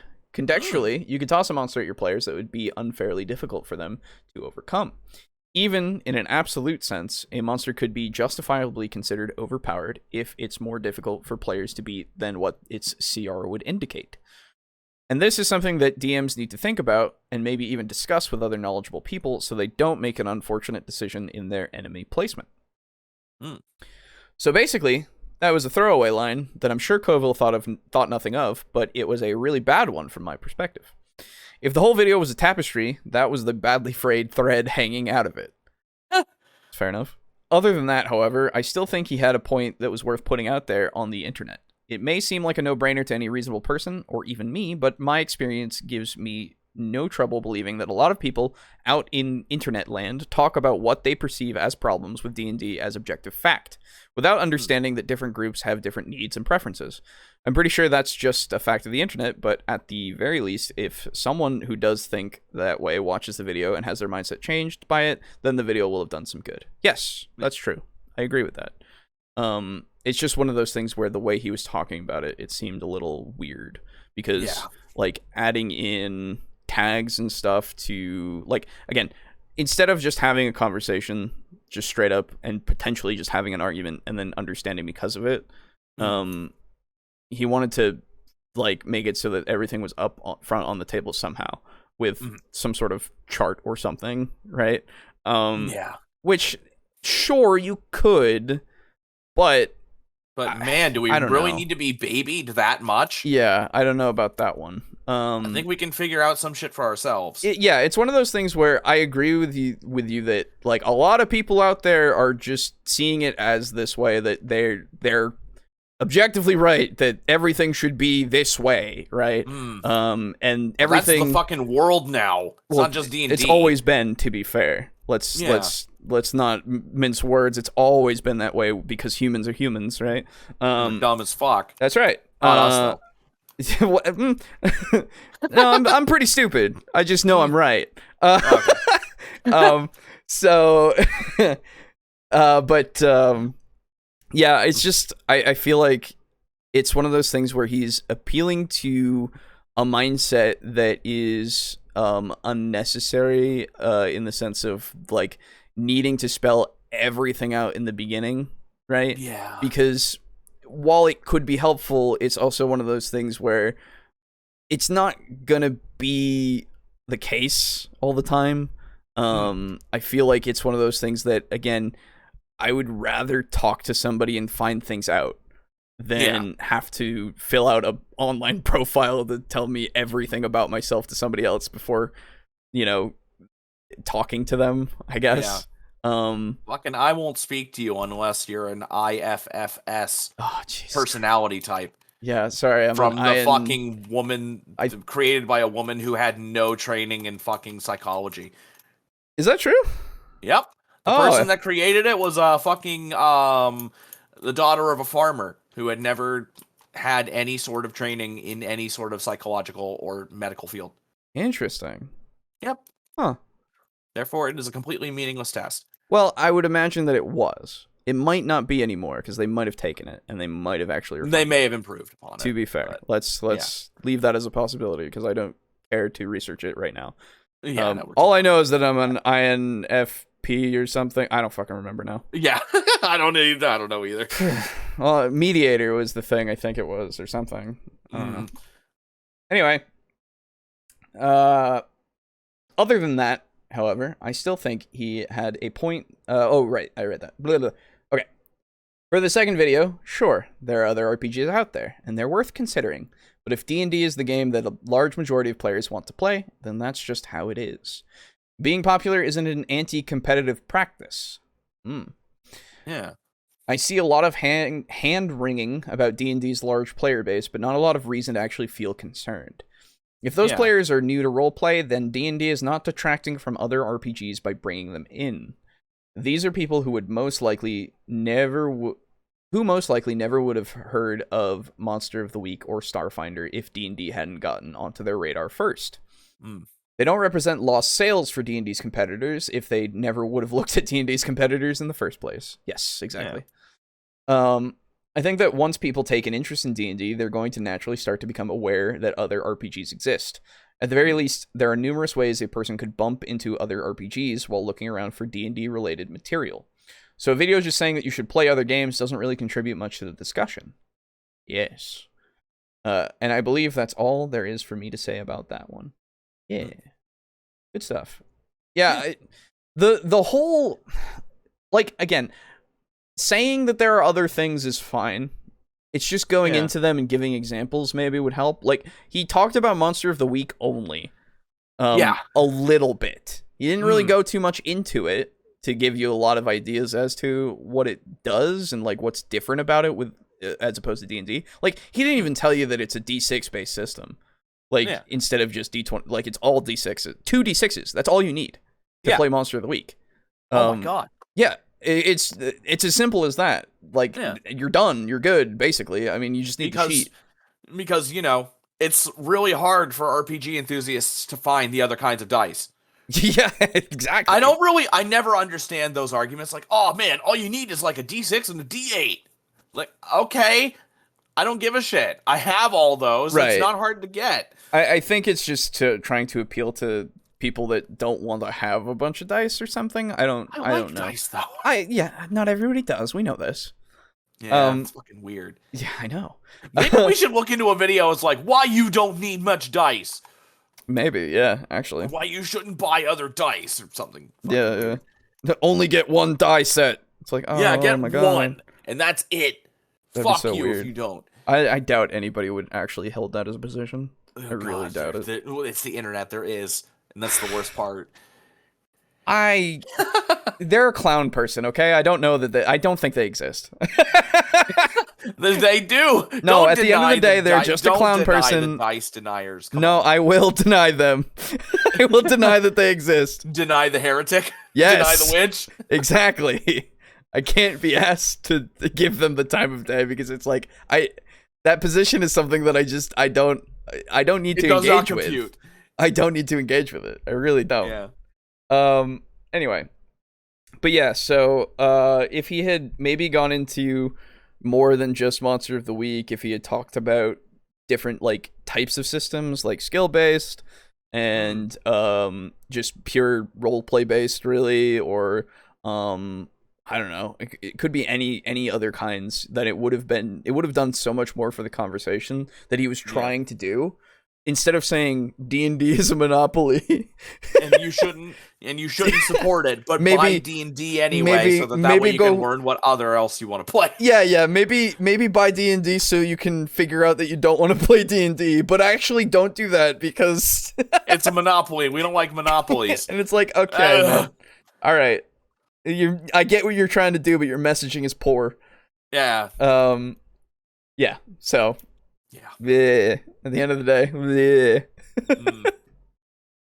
Anyway. So. That's it. Yeah. That's everything. I think our work is done here. We did this it. Week. We are victorious. That's right. Thank you again to the patrons. That is Draco Kraken, Mog Zero, Rick, aka Unit Rico, Slazer, Steely, Drake Cross, Chris, Frozen Spaghetti, Lux Serpent Eye, and our tier 1. Of course, if you want to join it, you can. It's in the description. You don't have to, though. It is a thing. And yeah. And that's it. Yeah, if you've gotten to this point and you're brand new, give us money. You got through all of this bullshit, and you might want to listen to more of our bullshit. Consider subscribing. Oh, yeah. I was gonna say money. Well, no. The free option. We tell them the free option. And then we sucker them in with more. It's like mobile games. Yeah, that's right. I show them the pictures of dice, and then I go, "Look, we did this. Give us your money so you can have these." Yeah. God damn it. And then after that, it's a fucking paywall. Oh, God. Can't watch another video until the timer runs out. That's right. But if you pay us $1, that timer will fucking get reduced by like 40 seconds. Oh, what a horrible thing. God. What a horrible business model. Who would do that? Who would do that? Who could do such a thing? Who would do that and feel okay with it? Oh my God. No one. Anyway. Thanks for hanging out with us. Thanks for watching. And if you have anything you want to say it in the comments. Otherwise, I'm not your dad, and you don't have to do anything I tell you to. So, there's that. Yep. We'll see you next week. Yep. Goodbye. Oh, and happy Thanksgiving to those who are doing that. And if you're not, well, then I hope you have a good Thursday. Really. Forgot about that in the beginning. Yeah. Yeah. Anyway, goodbye. Goodbye. Get out of here.